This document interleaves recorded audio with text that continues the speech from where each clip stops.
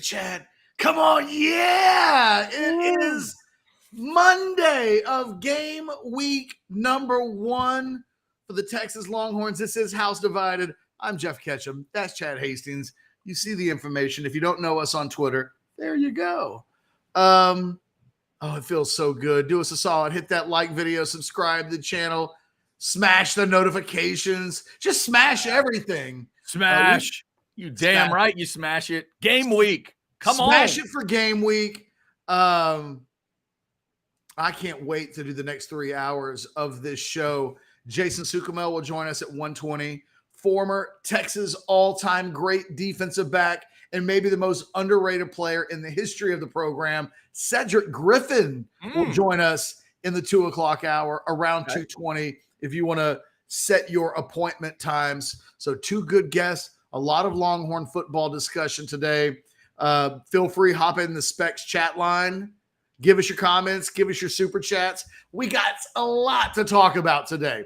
A lot.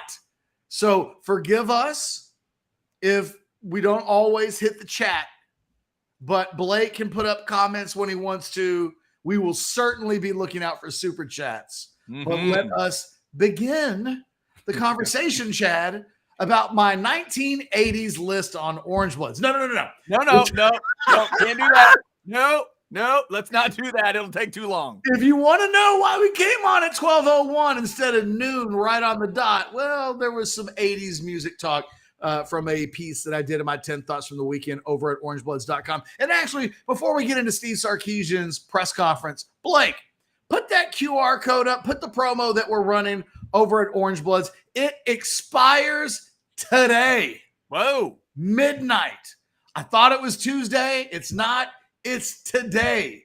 60% off your first year. It basically means you're paying pennies per day. And I'm telling you, there's some good shit over on Orangebloods. Once you're there, you are not going to want to leave. I would go so far as to say my 10 Thoughts on the Weekend, worthy of a few pennies for you reading it. It'll take you like an hour to get completely through it, but I promise you, it might take you an hour to just get through my 80s section. Yeah. The last section of the column, it's a doozy this week, but I promise you, I think it will be money well spent.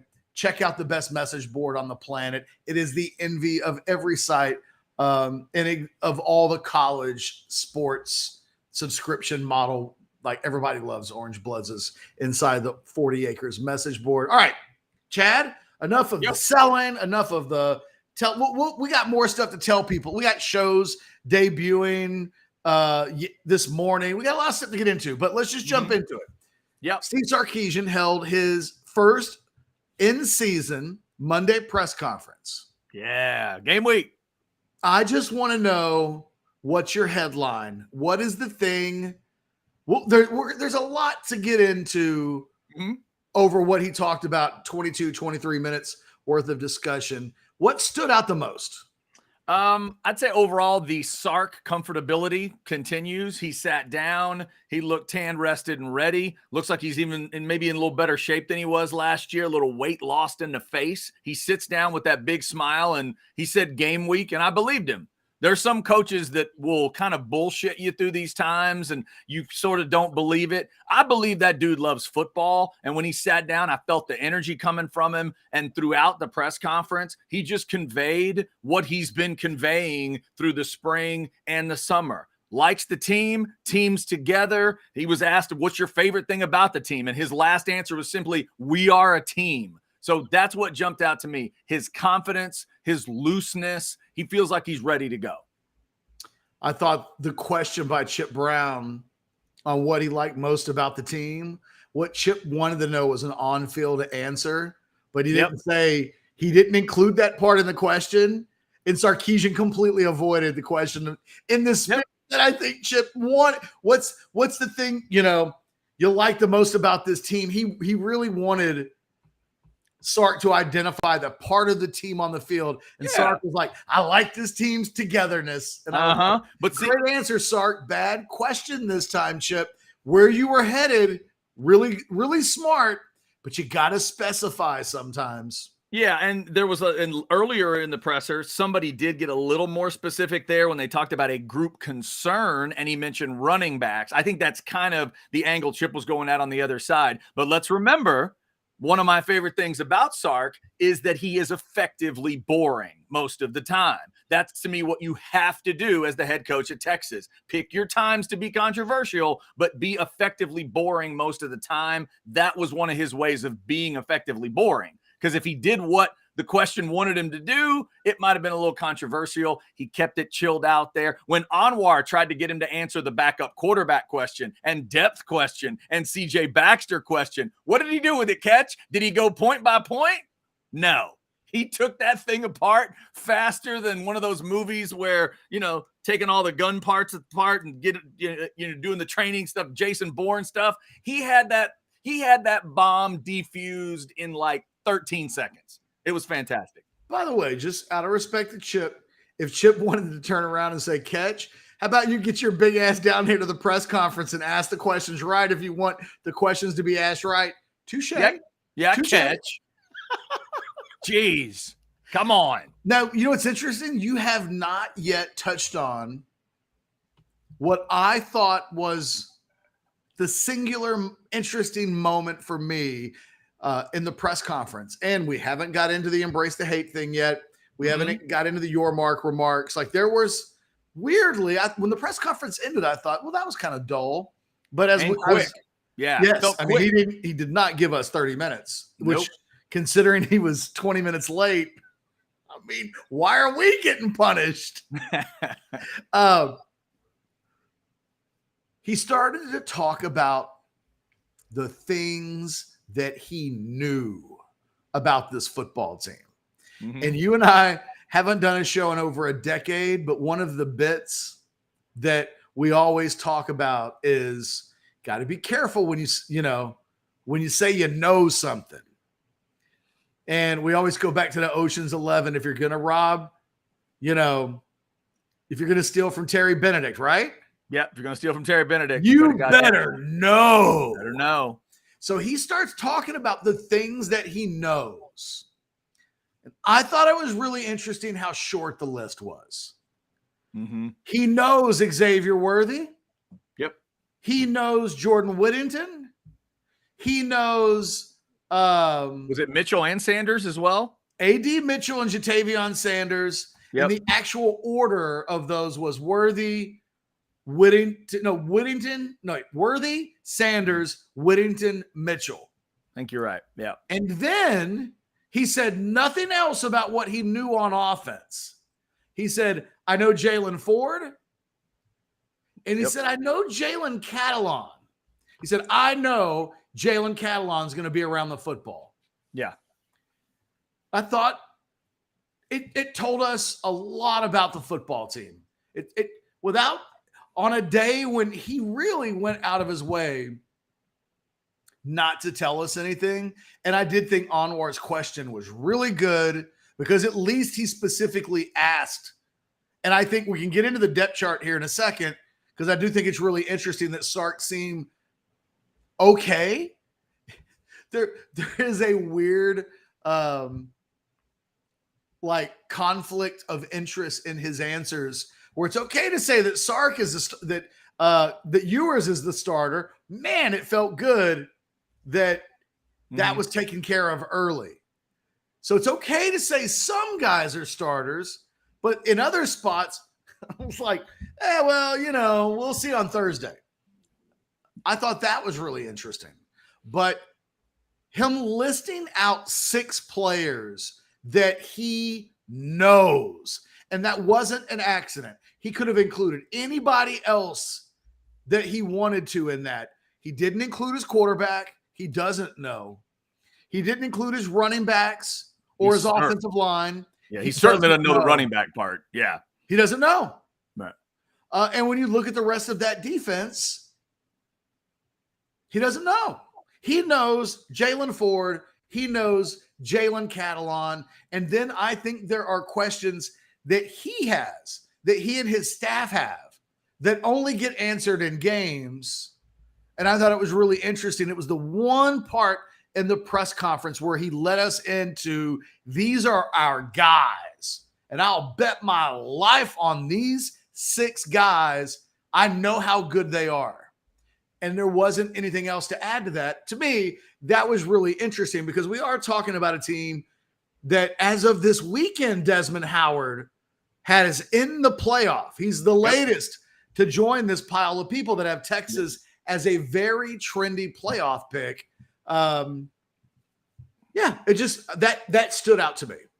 Yeah, that was I agree that part of it, and the fact that he went with pass catchers immediately. I don't think that's a big surprise. As a fan of the tight end position and of his tight end, I was glad he mentioned Sanders. I'm still really interested to see how that guy gets dialed up. The other thing that I liked was and to get to the kind of, embrace the hate commissioner type stuff. I am fascinated, Ketch, that anybody is making a story out of the fact that there's a t-shirt that says embrace the hate. That's weird. Like, I'm hoping that's not actually controversial for somebody. But then imagine this, foxnews.com had a story this weekend. There were like 5 people on the internet who thought it was racist for some reason. And Fox News did a story, which of course blew up on Orangebloods. I see. Okay. There are 5 people in the whole world that think that t-shirt is racist. Discuss. So I enjoyed the vibe around that. I thought was good. And then his commissioner answer was really interesting because I think it was Bob Ballou that set him up for that one. Shout out to Bob. No, it's Roger Wallace. Roger Wallace. My bad. Shout out to both of them. They both did good work. But I think you're right. It was Roger. But discussing the commissioner's comments, he said something Texas fans I think are going to both smile about and get mad about today. He said Brett Yormark sent him a letter that I guess he sent all coaches right in the Big 12. He sent teams a letter the day before the comments in Lubbock about sportsmanship. And then he laid then he says, yeah, so there you have it. But then his quote at the end of the answer, Ketch, is what I would cling to if I'm a Longhorn fan. Quote, "We know who's behind us. That's okay. Let's go play." And he referenced the 550,000 living alumni, and we're glad to represent Texas. Man, I thought that's where his claws got into the press conference, and it was really this little bit of the guy that screamed at that dude at the Alamo Bowl started coming out, and he controlled it, which was good because Hulk Sark was a weird thing. We don't need him to go that far, but I like the attitude of it, Ketch. It was, I've got the sword, we've got it, and we're not afraid to use it. We're not afraid to be Texas. We're not afraid to be the favorites. And if you don't like it, even if you're our commissioner, we don't care. We don't care. We're going to go play Rice, and we're going to try to win every game. We know who's with us. We're moving on. I thought that was good. Good hunk of attitude from Sark. Well, he mentions very early in the press conference that they're embracing the embrace the hate, that this is a team that needs to throw punches instead of being a counter puncher. And you know what? That to me was the biggest piece of red meat that Sarkisian, I think, threw out to the fan base was, you know what? We need to strike first. We need to strike hard. We need to stop worrying about what other teams do, and we need to be the ones that play to the standard. And if you play to the standard, what these other Mickey Mouse outfits do won't matter. And too long, you got to go back to the real Mac Brown heyday days when you and I would show up at these press conferences and Texas just rolled teams. It was like, it's Baylor week. Because we're going to beat them 70-0 this week. You know what I mean? What was that score 2 years in a row? What, it's 62-0 like 2 years in a row? I think one was 63 and another one might have been like 69. I have to go look it up, but they used to just, and it wasn't just Baylor. It was everybody. It was everybody but Oklahoma. That was the one thing Mac Brown's teams did a great job of. They really did mostly play to a pretty high standard. And the knock on them when they weren't great was that in the single biggest game of their year, they would come up small. But like in 10 or 11 other games, they struck hard, they struck emphatically, and they beat a lot of teams down. You haven't seen that in over a decade with this program. It's like, oh, well, we're going to Lawrence tonight, and you're going to have to brace that first quarter. You're going to have to brace for impact and survive the flurry and the loud crowd noise. And you just hear stuff like that. It's like, no, you go out, you be great, you beat the crap out of teams, and all that other stuff doesn't matter.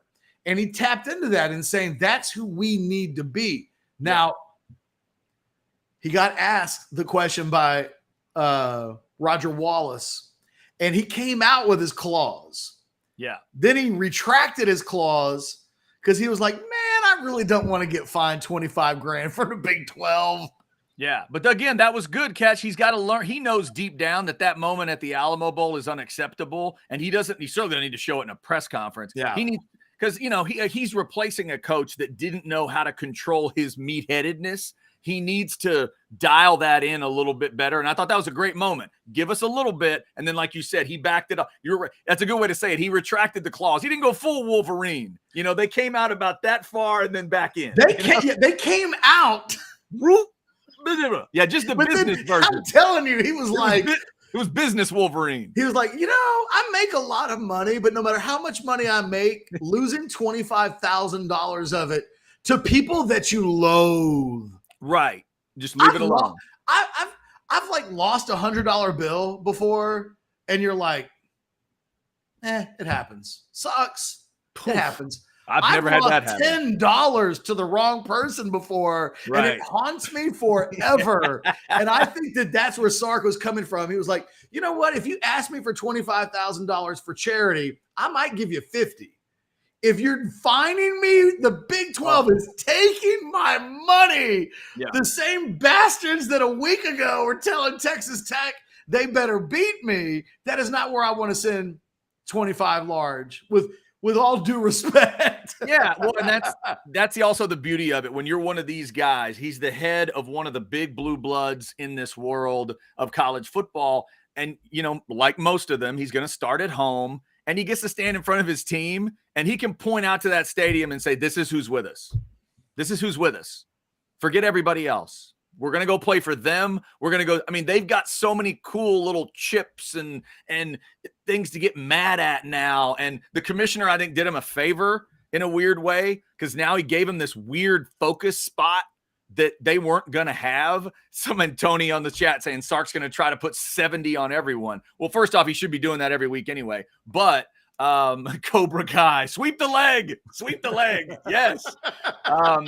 This is the thing that needs to happen, Ketch, where, I've been saying it for years, right? Be Texas. Texas hasn't been Texas in a long, long time consistently. And that's the attitude they're trying to get back to. So I enjoyed that part of it. He mentioned he wanted his team to be aggressive, fast, physical, tough, and smart. He talked also interesting. I thought it was interesting, Ketch. He talked about week 1 of college football. What did he see? He saw mistakes that he wants to avoid. He saw pre-snap penalties. He saw coverage teams getting burned on some big returns this weekend. So he's seeing all those little things. He doesn't want administrative penalties. That was his nerdiest coaching best right there. When he started, I loved it. When he started talking nuance, and it was like, I was thinking the casual fan was like, we don't want to hear nothing about missed snaps and kickoff returns. But that stuff's real. Like, you and I are old enough to remember that NC State game in 1999. A, it was hot. God, it was hot. B, they had some special teams issues that cost them the game. Hey, I'm the one that suggested the edit of a soundbite from the flagship in the post-game show. I'm the one that edited that together, and it said, here's the punt bites, and it's blocked, and it's blocked, and it's blocked. And I ran Schoening back to back to back, and Mac did not enjoy that. But it happened. Well, he was really sensitive in the early years. Oh, yeah. It definitely happened. So, yeah, that part of it. And for you fans that didn't want to hear that, know this. Do you know who else answers questions like that? Saban does.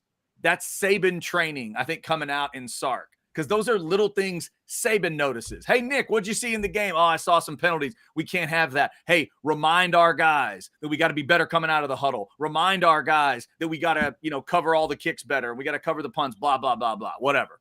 So I would like that. If I'm a Texas fan, that's X's and O's. Like you said, that's X's and O's, Sark, but that's good to know that he's paying attention, because the rest of us just thought, man, that Branch dude is awesome.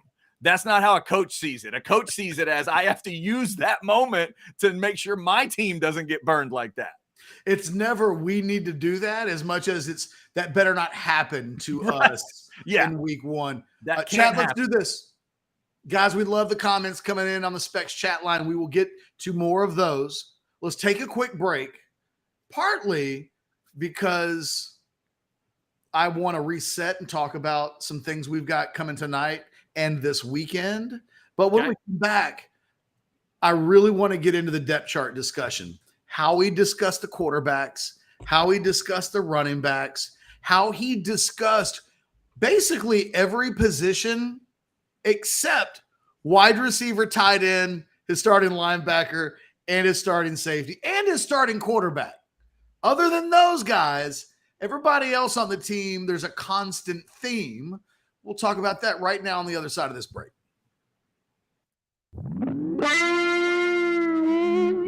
Corey Redding, the linebacker from Galena Park, North Shore High School, USA Today rated him as the best high school defensive player in the nation. That's incredible. Today, he verbally committed to play his college ball for Mac Brown and the Horns. He's the kind of defensive difference maker the Texans hadn't been able to get in years past, so it appears things are changing. This Orangebloods recruiting flashback focuses on one of the most important recruiting wins in the history of the Texas program. Former five-star defensive end Corey Redding out of Galena Park, North Shore. To completely understand the significance of Redding's commitment, you have to understand the context surrounding the recruitment. Redding's recruitment occurred just 2 years after another five-star defensive end, David Warren, bypassed the Longhorns in favor of Florida State.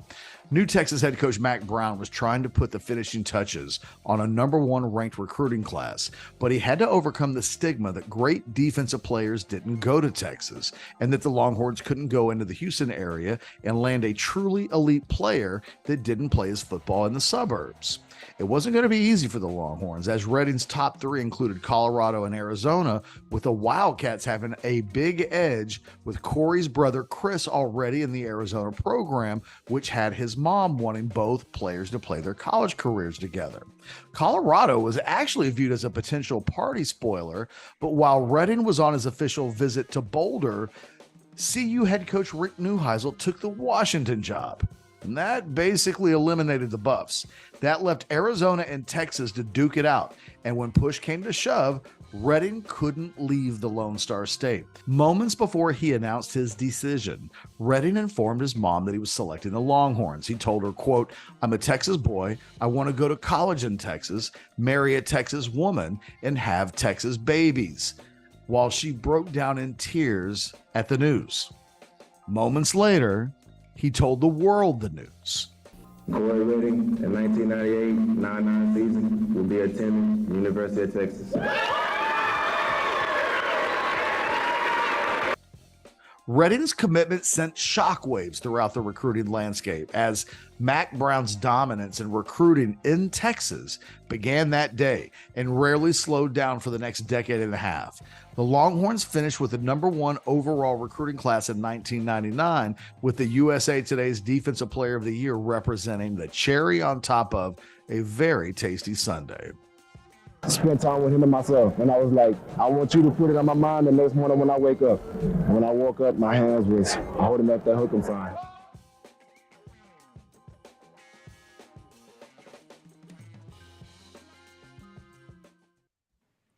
Sounds like he had no control over it. I woke up and I looked at my hand and I'm like, oh my God, my hand. Hey, he put it in God's hands, and then when he woke up, his own hand was in the hook'em. Man, Paxton says best one so far, Ketch. It was great. And also, Ketch, you've told that story before about Corey. And now for somebody to see his actual announcement, you can feel a little something different in his face. If you watch his face at that moment, now you've been able to fill in the blank of what is really going through his mind there. It's a complicated moment for him there. I should have told Blake, because Blake put that together, and shout out to both Blake for putting that together. And shout out to the guys at CBS Austin. I reached out to Babalu on Saturday, and I was like, hey, Nice. I found the package that Lascano did on Corey Redding's announcement. Do you think you guys would have any issues with us running that? They probably don't even have that in their archives anymore, right? Like, it's 24 years old. And he was like, yeah, just put CBS Austin on there. Give us credit for the video. We do appreciate that. There's a piece of video in that Blake didn't use, but it's my fault for not telling Blake to use. He's got his mom on stage, and she's just sobbing in tears. Oh, no. It's about wow. a 3-second piece of video. And matter of fact, Blake, at some point, like down the road, let's update it. You really want to put the mom crying in there? Well, because it's in the middle of I mentioned that she cries, and you see Corey Redding with his arm around her. Maybe you're right. Maybe don't use it. But trust me, when I tell that story and you see her after he's announced still crying, it's effective. Like, you really realize the tension that existed in the room that night. He totally went against what his mom's wishes were. His mom wanted Arizona, and he didn't tell her. He didn't tell his mom until 10 minutes before he did the announcement. It really is unlike any recruitment I've ever covered in a quarter century of covering recruiting. Yeah, that's wild. That is a wild one. It is House Divided on this Monday, not just any Monday, the start of game week. We're 5 days away. Chance Mock, Bijan Robinson, Terrell Brown. Pick your favorite 5 in Longhorn history or any history, because we got a big weekend of college football coming up. Speaking of Chance Mock, the Outsider That was the segue. Show. Speaking of Chance Mock. Speaking of Chance, the Outsider Show tonight at 9 o'clock. Remember, Outsiders on game weeks. We're going to go Monday, Wednesday, and Thursday night with Chance and Bo and Chris and Jason and myself. We had a lot of fun last week with Roy Williams. And also, to connect things, I'm hearing, Ketch, that this week, Mr. Redding might be making his way to the Outsiders. How cool is that? Just saying. He might be doing it. And oh, by the way, while we're throwing out things to look for on the channel before we get into Texas depth chart, please forgive us. We have responsibilities here. We've got to be grown-ups. It's the most radio part of what we do, Chad, is when I come back from a break and we reset. And we do sponsors and we pay bills. Hey, I was going to say, don't short sell the resetting and the sponsors. That's the only reason I've been able to do this long, because I can do that stuff. Hey, Saturday, you guys know for the 9th straight year, Anwar and I will be doing the post-game show. The way that usually works, Jason Suchomel will join us, and then when Anwar's done with the press conference stuff, he'll join in on us. Who knows? Depending on what's gone down, maybe even Chad will hang out, right? He and I haven't even had a conversation about it. So this is the first he's hearing of it. But Chad and I, every Texas game this season, we are doing the very first watch-along. In-game watch-alongs will start it on Saturday. The entire game. You do not have to listen. Look, a lot of people don't like Robert Griffin as a broadcaster. I've heard that. He makes me laugh. Oh, I giggle a lot. Yeah, I laugh a lot. He says things that at times are really inappropriate, and I like that in my college football. Forgive me.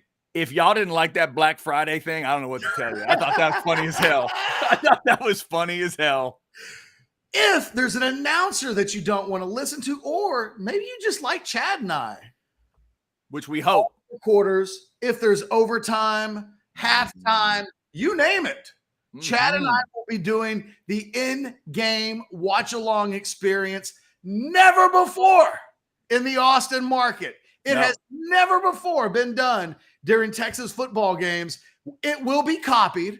I set the over and under at 10 days before other channels copy what we're going to do on Saturday, but I'm really looking forward to it. I have been itching to do this for years. The problem is you have to give up your games, right? Like you don't get to barbecue. You don't get to hang out with friends. You don't get to do you don't get to have the normal fun. But it turns out I'm okay with that, and so is Chad. And so we are going to watch the games together. Yeah. We are going to be snarky. We're going to try to be funny when the moments allow for themselves to be funny. We will comment the hell out of what will be a beatdown on Saturday against Rice. Join us, watch us, or don't. And then just watch us after the game, because trust me, the watch-along experience from all of the watch-alongs I've watched in other sports, primarily in soccer, it's a hell of a lot of fun. And that's what we want to do on Saturdays during the games. Chad and I will be looking to make the games fun. And we have a sponsor, Pine House Brewery down in Austin, one of our faves. Yeah. Come on. So Pine House. Woo. Catch, we'll get you some Pine House stuff too, Chad. Don't worry. Please, some gift certificates. Hey, I've already worn the Electric Jellyfish shirt once on the show. It will not be the last time. I love that place. The pizza's great. The beer's incredible. One of these days, I'm going to try a whole lot more of their beers than the Jellyfish, but it's just so damn good. I usually can't get past it. But shout out to the Pine House guys and gals. I'm so excited about this. When we were talking, you said to me, yeah, well, I'm just the guy that just hangs out by himself watching the games. And I said, well, Ketch, I'm that guy too. And so then that's when the idea really started to percolate of, well, we can go two old guys with the Muppets if you want. I'm like, hell sure, yes. Let's do it. Let's do it. I'm not sure which one of us is Statler and which one of us is Walder, but like, we'll figure that out. We'll see who has the best big laugh. By the way, we're doing select Aggie games when the schedule allows for it as well. Is that right? The tentative plan, Chad. Yes. Back to back next Saturday, not this Saturday, but Back to Alabama. back.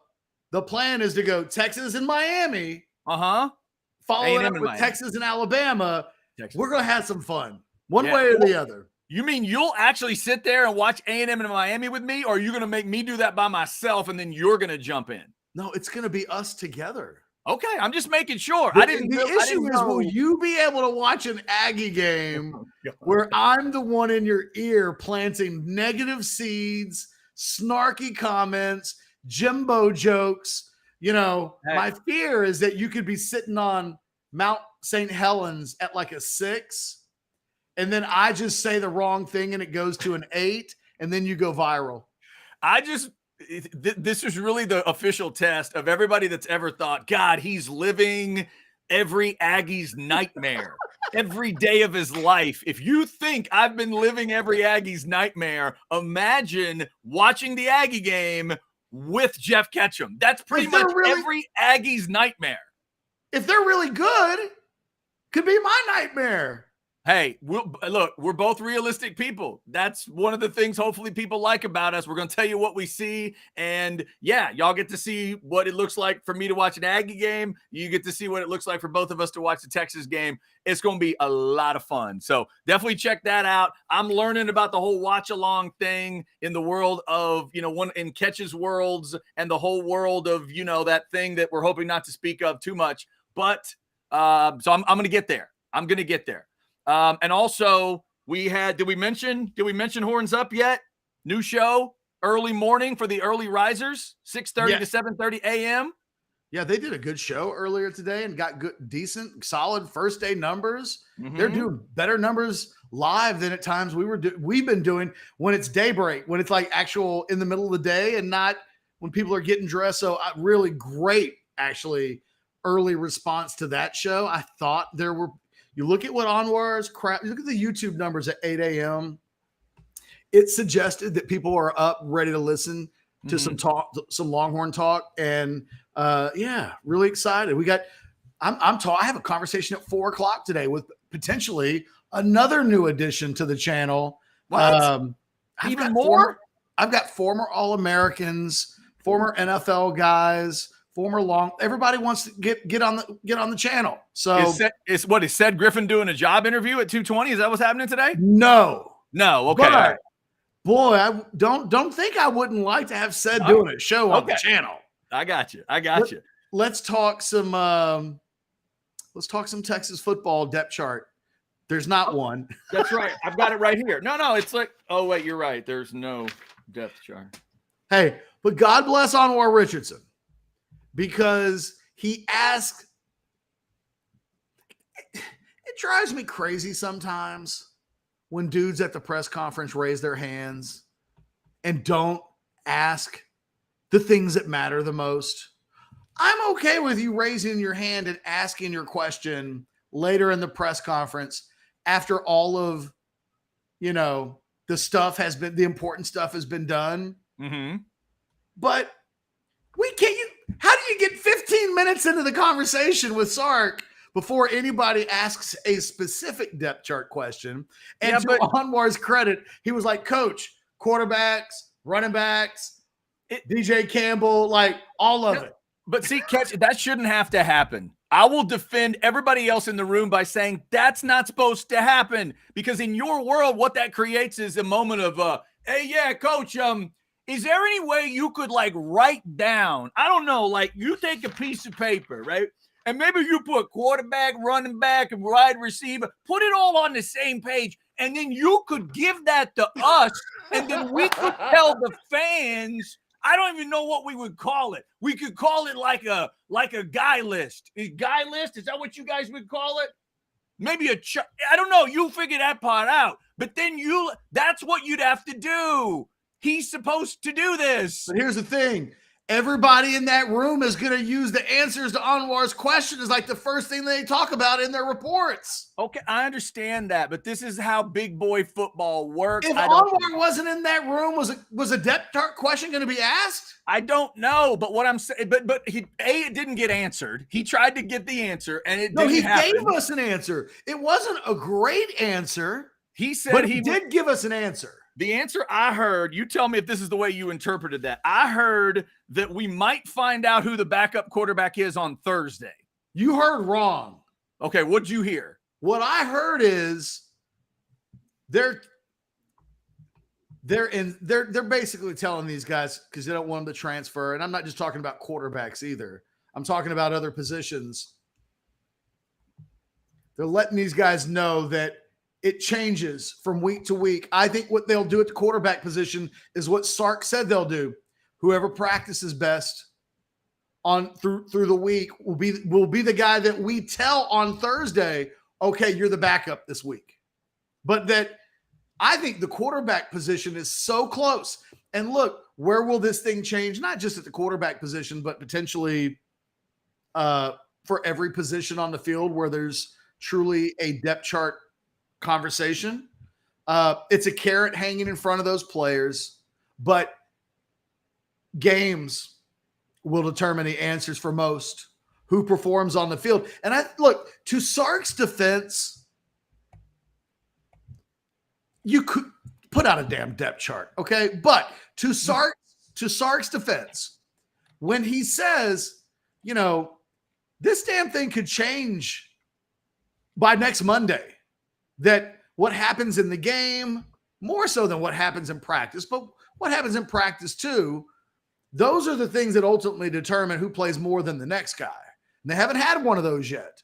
So I do understand, while I think there should be a depth chart, you can call me a, crazy old media person who thinks he's entitled to have one. It's not really that. It's like Kansas put out a depth chart today. Wait, who did? Hard. Kansas did? Okay. You can update it.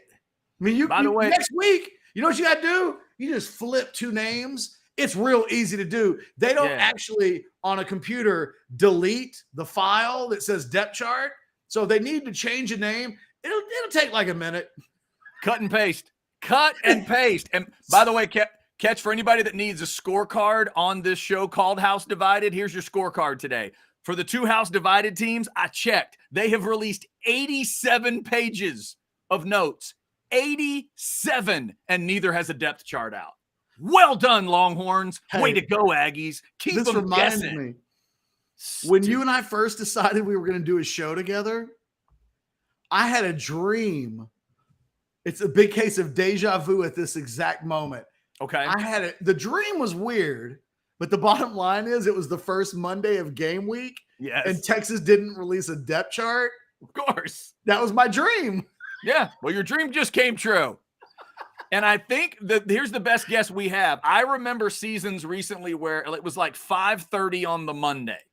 So I would tell everybody that right about the end of Alex's show today with Football with Friends, which is a perfect time because that means Alex will scream about it for 2 hours and then the depth chart probably hits. He won't be as considerate as we are. Yeah, I think by tomorrow's show, Ketch, I think we will have a depth chart. I am hoping. There were also seasons, I want to say Tom Herman did it this way, where we'd get like Thursday evening before they would actually throw out a depth chart. So I have no idea why it has to all be, done that way. I wish we had a depth chart to speak of, but the best part about to me, the press conference in terms of the depth chart thing was the lack of depth chart at QB1 and Sark's comments about the advantages of having a QB1 named. I thought that was great. And I thought every coach in America needs to pay attention to that stuff because he talked about coaching Quinn Ewers differently because we're going to watch that this year, Ketch, with this team. It's not just about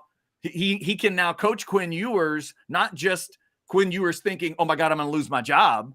He can coach him with Quinn knowing he's got the job. So that part was big. And we'll just have to wait for the actual, depth chart. Who was it? Oh, Money B. Hey, get right to the point, Money B. Just get that depth chart. Here's the thing. When Alex comes on at 3:30 Central today, in my mind, he's going to be like Sam Kinison in Back to School in the classroom scene. He'll flip he's out. like, say it, say it, do it. Yeah. And he's just going to be, like screaming. And, in my mind, that will be Alex in the depth chart. Yeah, because just the way I look at it is big time teams that matter, they don't care about this crap, which is why, Ketch, I think we all really need to pay attention to Tuscaloosa today. You've talked about it, that you've heard little rumblings that Nick Saban might not put out a depth chart this week, and they're playing Middle Tennessee State. If that happens, then we will really know because other coaches will follow Nick on that. Well, Nick, they didn't release a depth chart. They did not. In fact, they put out page and page and page of notes, but no depth chart. I'm looking at our guy Kyle Henderson right now, Bama YouTube. He's got a 42-second soundbite for why Saban did not release a depth chart today. Yeah, it's silliness. It's Saban doesn't do it. Everybody else can hide behind the Saban thing. Yeah, get ready. Depth charts are dead. It's official depth. It's depth. We need to officially celebrate the death of not celebrate. We need to mourn the death of depth charts today. Nick Saban just killed the depth chart forever. Hey, Cisco. It's done. It's over. He says he's not wrong. Who cares? Why give the opponent more of an advantage? Who cares? We care. You really think the other team doesn't know they have to cover Jatavion Sanders? You really think that's the mystery? Well, look, but Jatavion Sanders is a guy that Sark will tell you is a starter. Yeah, right, obviously. It's weird. It's okay with saying some guys are starters. Running back, I will say this. Look at the running back position. He clearly is not ready to name a starter. And there are people in this chat right now, mark my words, people in the chat, I got it yesterday from people on Orangebloods. And it was like, there's no way Jonathan Brooks doesn't start the entire season. And it's like, what? There's no way? You're talking about the Jonathan Brooks that had 30 carries last season and played in 4 total games and rushed for 197 yards. That Jonathan Brooks? Yeah. I mean, I like Jonathan Brooks, and I think Jonathan Brooks could rush for 1,000 yards this season. Like, I'm not suggesting he's not capable of that, but what I would tell you is that the head coach at the University of Texas listed the running back position as the one that he really needs to learn about a little bit on Saturday.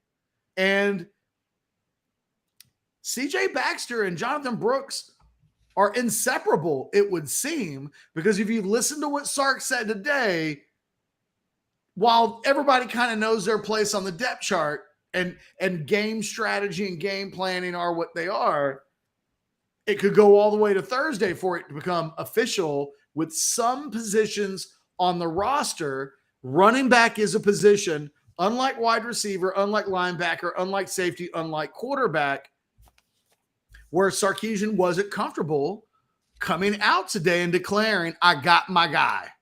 It's Bijan. And we think Rojon's great. We think we have 2 starting running backs. But who's going to run out with the first team on the first play? I mean, come on. Yeah.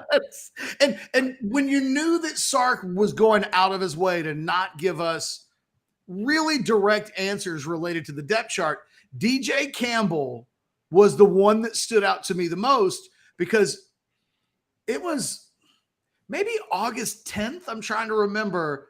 Let me look at the schedule here. I'm looking at a Monday calendar. Might have been the 14th or the 7th. It was early in August. Matter of fact, it was, again, here I am looking at the damn calendar.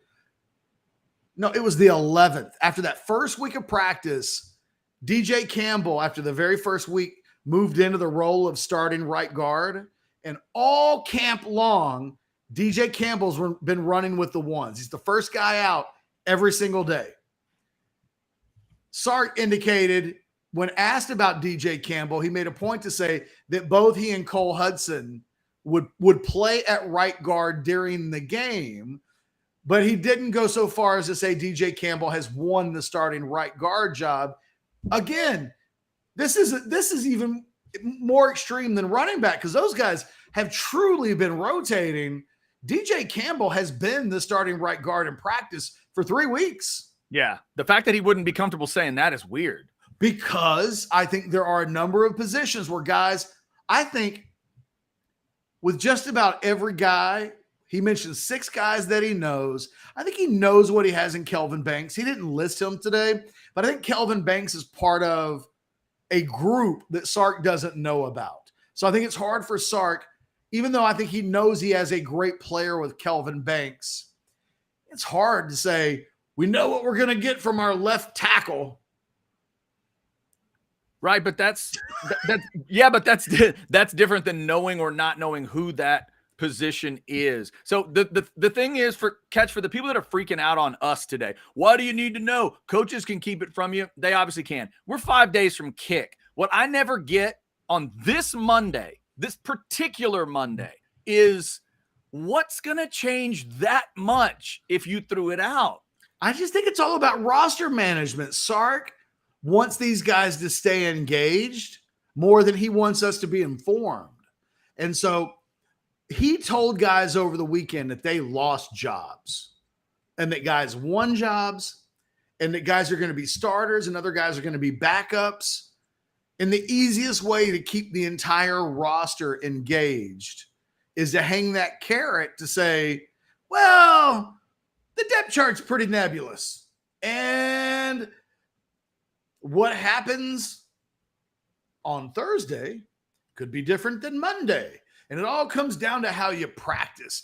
Tuesdays are big, hardcore hitting practice. Who's going to be the better guy there? Maybe that's who is the second team player that week. I don't know that I completely buy that, but it doesn't matter that I buy it. Yeah. I will say real quick, he could have also released a depth chart with 35 oars on it. Yeah, I was going to. At which point we'd all bitch about why are there so many oars. I bet Nick Saban doesn't have, because we did that to Mac a lot. Mac was the king of let me put out a depth chart where every position has an oar on it somewhere. But Mac will tell you that whether you're trying to make a boat move or a depth chart get released, those oars can help you out. Now, the more oars you put on it, sometimes it doesn't actually move faster. In the case of the boat, it does. In the case of the depth chart, it doesn't. But there are a couple spots, Ketch, where I think it'd be simple if he wanted to just put Malik Murphy or Arch, and he wanted to put, C.J. Baxter or Jonathan Brooks. And then that's why it was important that Anwar asked that question, because he unofficially listed oars on guys. We didn't get a depth chart. And again, like, it's not the biggest thing. I like it because I'm a nerd. Sure. What football geek doesn't love a depth chart? Come on. Everybody loves a depth chart. And everybody loves a depth chart. I love to go to the NFL depth chart. We talk about NFL rosters in depth chart terms all the time. Yeah. What you know why, talking about with Deuce Vaughn for a month? Yeah. You know why? Because when you run out for that first play, they don't let you put 20 out there. They don't. You can't put 25 guys out there. They call penalties for that. You have to pick 11. And the problem with this thing with coaches is we get towards a discussion where they're arguing to us that who takes the first snap doesn't matter. We all know it does. They know it does. Stop treating us like we're stupid. Either if tell it us didn't you're not matter, tell they us. wouldn't have told the players this weekend who the starters were going to be. Right. If it doesn't matter, then why didn't you just tell them last Saturday? Well, fellas, we're going to practice all week, and whoever's the best on Friday night, we'll run you out there. You know what? We'll tell you to get your helmet Saturday morning if you need it. No, it's important because they're going to let them know ahead of time. But you know you what? have to pick 11. I'm telling you right now, because I've done this depth chart rant before. Our listeners and viewers hate us complaining about a depth chart. I can tell, and I get it. Here's the most important part, though, Ketch. Did Money B get his wish? That's what I want to know. Did we get there? Money B says, get these guys over 100 likes. What are you seeing? It's a great point. Right normally, see, I'm about to add a viewer because usually I have it open on my channel. Like, yes. So let me see. We are not at 100 likes. Shame on all of you. Shame on you. We need to get to 100 likes. Where I would like to give you some love, though, is I'm liking that number up over 440 a second ago. Let's get it to 500. Let's get it to 500. It's game week. Give me a bowl of porridge, please. Give me one metaphorical bowl of porridge. It is game week. Your coach was tanned, was smiling. He embraced the hate. He took a little shot at the commissioner. He looked Jump handsome. on in, Longhorn He really fan. did.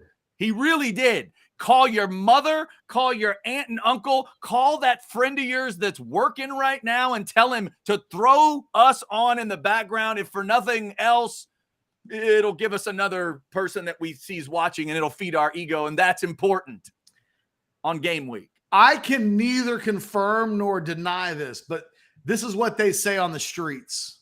Yes. Every time you hit a like button, an angel gets its wings. Oh, that is so sweet.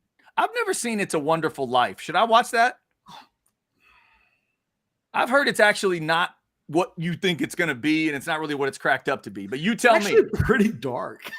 That's what I've heard. I don't want that at Christmas time. I love Jimmy Stewart, but I don't need dark Jimmy Stewart content around the holidays. The final 10 minutes of that movie makes me emotional every time. Okay. Every time. All right. Every time. By the end of it, like, it get a little tear coming down by the time, spoiler alert, the movie's almost 100 years old.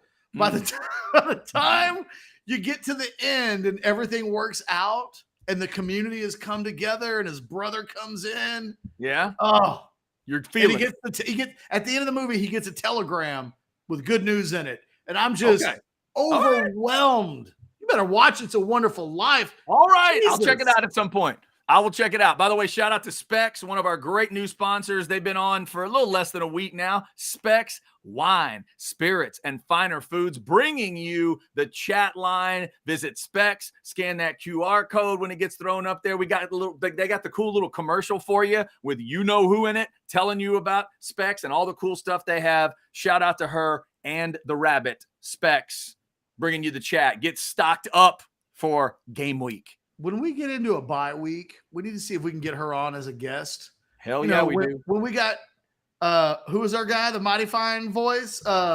Barry Corbin? Yes. I think it was during a bye week when we had Barry Corbin come on and tell us some urban cowboy stories. And dude, we can get her on Bama Week. We can get her on next week, and it would still people are going to be paying attention. Come on. She's the spec superstar. Look, let's do this. We got buy or sell coming up at the top of the hour. I can't wait. Mm-hmm. Jason Suchomel in about 25 minutes. Former Longhorn everything DB. Cedric Griffin, the man who helped make 2005 national championship possible with that big ass hit on that tight end in that Ohio State game in Columbus. Oh, was He will join us at 220. Hopefully, Ced doesn't knock anybody out on the way there to 220. So big O show planned for you. We're going to take a quick break. When we come back, I've got a couple of questions I've been dying all day to ask Chad. One of them involves his Aggies and just how high he thinks they're going to go. But I'll lead off with the Steve Sarkisian question. Don't you go anywhere. An angel loses its wings if you leave the channel during our small breaks. We'll be right back.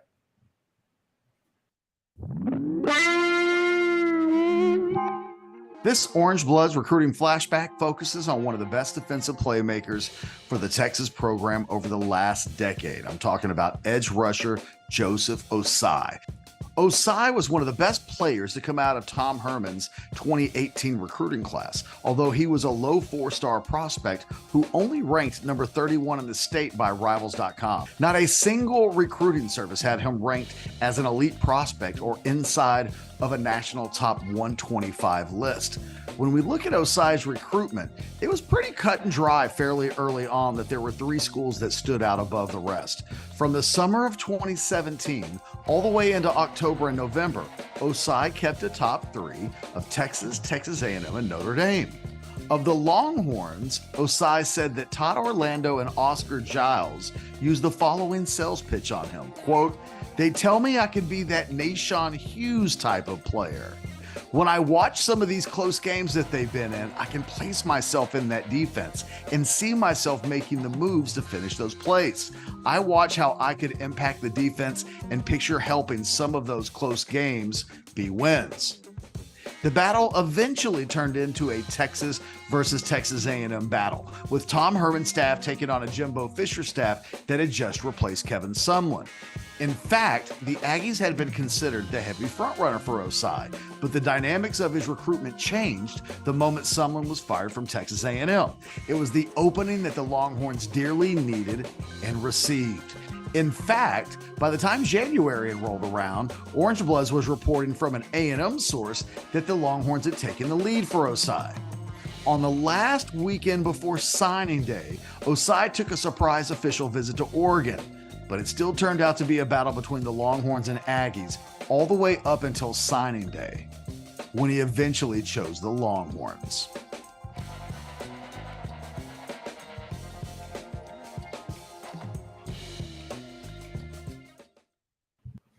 Some of those new recruiting videos getting debuted this week on Game Week. Check those out in our breaks. Thank you so much for liking and subscribing and getting your notifications. Thank you for jumping in the Specs chat, just like my man Scotty did. Hastings, have you had the 1878 brew from Cisco, Texas yet? I've had plenty from Red Gap. I don't know if I've tried the 1878. Love Red Gap Brewing, though. You'll see me wear that shirt from time to time. And Tracy says, Scotty, did you know the first Hilton Hotel was in Cisco, Texas? Yes, it was. Thank you for a little Cisco trivia and Cisco history today on House Divided. We've got Jason Suchomel coming up at 1:20. Cedric Griffin, as Ketch mentioned, coming up at 2:20. And at 2 o'clock today, Ketch, in the crap bag, I'm going to tell people a college football story that I just learned, and it's got me excited for the season. I never knew how Wisconsin ended up with Jump Around, but I'm going to give everybody the simple version and tell you where you can go hear the full version. I never knew. It kind of got me pumped up. Weirdly interested in that, Chad. Yeah, I never knew. Also, I have some Sark and Jimbo stats for Longhorns and Aggies to pay attention to as we get ready for game one for each team this week. Can you do me a favor? Yes. Can we reset the A&M Texas stat that I love in the crap bag? We can, of course. Because I think it's one of those, and maybe it's one, it might even be worth like its own section of discussion at some point this week. It's such a good stat. It might be my favorite active stat in all of sports. I literally go into every football season now consumed with, will this set the stage for this stat to potentially have an ending or not, or whether or not it just goes on into just foreverness. And someone asked, I didn't see where it went, but I don't even see it. Someone asked if you were my source on the Joseph Osai. We will never tell. It was not. Honestly, I don't even know who it was. I went back and read an old Jason Suchomel recruiting update, and it was like I read where he said an A&M. I read like in an old war room where it was like an A&M source tells us this, and I was like, oh, that'll make for a nice little copy line in the deal. Chad, guess who? I think we can get. I don't want to put pressure on Blake and extra work on Blake. No, of course not. But that's what I do occasionally. Yeah. The Corey Redding one was one of the more difficult edits he'll probably do when we do these. Guess who's next? I have the script ready. It's written. I just have to record it, and then we'll go from there. And I'm hoping we can have this for tomorrow. Drake Kirkpatrick. Chris Sims. Oh, Chris Sims. Was that a big recruitment? Was that a big deal? It was a big one, and I'm pumped up because, again, these will be high school highlights of Chris Sims. Oh, my God. Can you imagine high school defensive backs dealing with those passes? Do you know what the legend on Chris Sims was? What's that? This was before the internet was really part of the culture. You were either internet, like to be on the internet meant you were either a pedophile or you really loved high school football recruiting. Wow. And it was one of those two things. That's a big range. Yeah. Jesus. Either or. Man. The legend on Chris Sims when he was a recruit was that he went to an Ohio State camp, which he did as a junior. Yeah. That actually happened. The urban legend that recruits would tell each other was that Chris Sims threw the ball so hard that one kid tried to catch it and it broke his fingers. Yeah. Darn but right. If you said wow, that sounds like a big deal. Who was it? It was just a recruit. It was never like Mike Jones had his fingers broken by Chris Sims. That's not how internet urban legends work. It was a rando 2-star. We broke his fingers. We carried him out of here. It was some rando with very breakable fingers. And, so when he showed up on campus, that's what I remember, his first practice, oh man, is he going to break someone's fingers today? Shouldn't somebody warn these players that fingers can be broken? We always called that kid Noodle Fingers, but that's not the part we put in the story. Jeez. All right. All right, buy or sell time? Jason Suchomel coming up in 15 minutes. Blake, I believe you sent him the link, so I'm not going to worry about that. Let's play buy or sell with the imaginary music bed that we don't have. I always want the music to be there. I don't know why. It sets the mood for the entire. You and I haven't done buy or sell like that in a decade, and yet every time we do buy or sell, there's a muscle memory for me. What that to be there? All right, trying. Blake's trying. Throw it a little bit in there. Who goes first? It's got to be like a 8-minute hardcore guitar solo that is turned down real low, so you can just hear. You can hear that in the background in the little bit of time where we pause. Oh my God! All right, who's first? Right. I'll go first. All right, hit it. Buy or sell number 1. Sark will be later than 11:15 for an 11 a.m. press conference at least 6 times this season. Buy. They need to say he'll go at 11:20 or 11:30, but they'll keep saying it's 11s. But yeah, I think he's gonna be past 11:15 at least that many times. What do you think he would do to any of his players if they were 20 minutes late for? Never mind. Buy or sell number 2. I don't want to get people mad at me. You ended up watching all 4 quarters of the Will Greer show on Saturday night. Sell. It was like the lawnmower that you just keep pulling that cord and you think, I got to mow the lawn. I got to mow the lawn. I'm going to mow the lawn. Eventually you just stop and put it back in the shed. I tried 4 or 5 times. I wanted to see Haley Sutton and her last time on the sidelines before she moved on to her new gig and all that. But I got through quarter and a half, maybe right around halftime. That's all I could do. kind of obsessed with Haley Sutton. It's okay. I am kind of She obsessed seems with nice. Haley Sutton. You're right. She does great work, and I wish her nothing but the best. She's good. I have my own obsessions, so we'll leave it at that. Yeah. Buy or sell number 3. USA track star Noah Lyles is correct. The NBA needs to stop calling its champions world champions. Oh, God. Did you see that rant? I did not It's a see. It's a great rant. I'm sure it's a good rant. It's a good old man rant. So I'm going to sell. I'm going to say to Noah Lyles, congratulations on officially becoming an old man. You're like the people that keep, have you ever noticed the Big Ten doesn't? Yeah, we know. We know. Do you know how many teams the Big 12 is? Yes. As an OCD person who's into the details, I appreciate that you're noticing, but it doesn't really matter. So hopefully you got it out of your system, but I'll sell. They don't need to change their names. You can still call them world champions.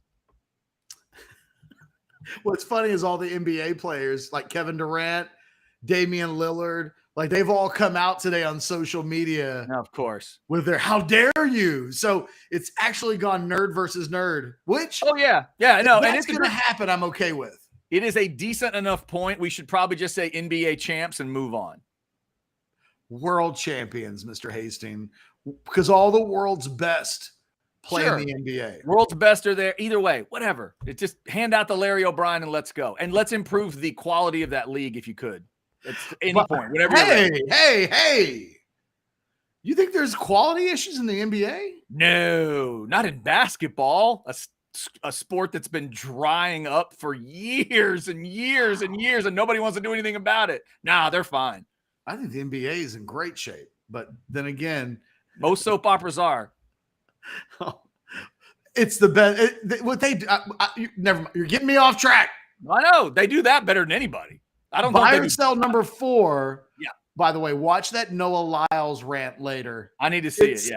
Funny. Like he doesn't lose his mind angrily, but he's funny when he does it. Right. Buy or sell number 4. It's prediction time for your Aggies. Here we go. You okay with 10-2? 10-2 is the official prediction. Buy or sell? I would make that the pray. I'm going to go 9-3. I always seem to end up with a hoping for and praying for. I'm going 9-3. So I'll sell the 10-2. I think there's 3 losses on the Aggies schedule, but I'm going to say both the Longhorns and Aggies get to 9 this year, which is kind of an important deal that doesn't usually happen. Speaking of the NBA, buy or sell number 5. You're a fan of the HBO show Winning Time, featuring it's a historical look of like the LA Lakers in the 80s, the Showtime Lakers. Man, at this point, I guess I'm going to have to sell because I haven't watched a bit of it in the second season. I did watch the first season. I was entertained throughout.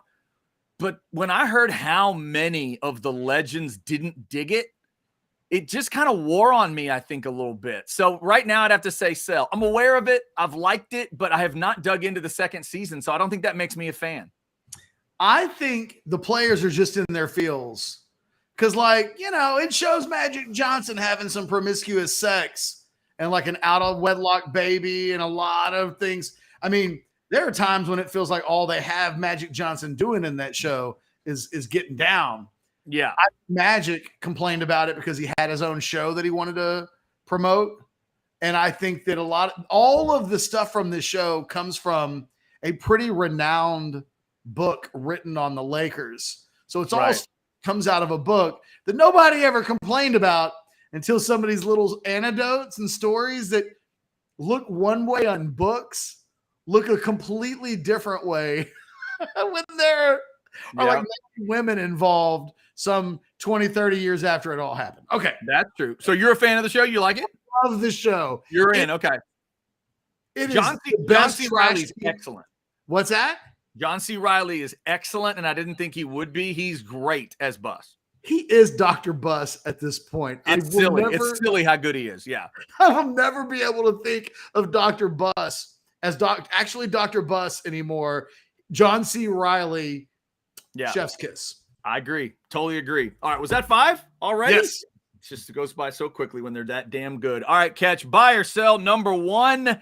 The U.S. Open tennis tournament starts today in New York. You always carve out a little time, especially if it involves Americans or all-time greats. will bye, which usually means at the end of the second week, we get into September. I'll watch a little bit. The final will have my attention if it has an all-time great in it. Mm-hmm. And if it's, at this point, what that means will Joker make the final or not? And if he does, I'll watch. It sucks that with the good old days of where there were 3 all-time greats potentially that would be in a final, or even when there were 2 and you could root that those 2 guys would match up. But now it really does feel like we're just watching for Joker, or I am. But yeah, I will. The women's side of tennis right now, really struggling to capture my attention. Okay. I wonder what happens with the men. I know they got a bunch of young players. I mean, they've got great young players. Including the guy that beat Djokovic recently. Correct. Yeah. Correct. But there's still a part of me that, I don't know. All right. Buy or sell number 2. Sorry. Good American stories, by the way. Coco Gauff and Djokovic on court tonight if you want to check it out on a Monday. Buy or sell number 2, Ketch. Your gut today says UT by 28+ over Rice. Buy. I think they're going to smash Rice. I think if the line was set at like 41 or 42, I might look to take the under, but I think they're going to just blow the doors off of Rice. Okay, fair enough. Buy or sell number 3. Let's get to it, Ketch. UT's song between the third and fourth quarters has not been determined yet. If it happens, it's got to be organic. Nobody should force Don't Stop Believing. But didn't that happen organically? But I don't know that it's been embraced yet. Texas fans can tell us on the Specs chat. I really don't think Texas fans are in on that yet. Officially, are they? Or is that done? The first time it happened, it was great and felt organic. They've been trying to recreate that, and I do agree with you. Some people, every game, it loses a little bit. Yeah, it doesn't feel right. It's been a long time since that thing happened. Yeah, it doesn't feel right to me, but it's also not my team. So if you're Longhorn fans out there, please let us know on the Specs chat. Is it a thing or not? I feel like you're kind of there. And later on in the crap bag, I'll tell you about Jump Around. That's a cool little story. All right, Ketch, buy or sell.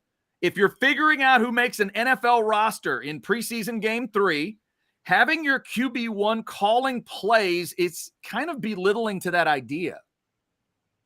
Sell, because I think there's an exercise of thought with quarterbacks when, you take a guy like Dak Prescott. This is the first year technically in this version of the Mike McCarthy offense that he once run.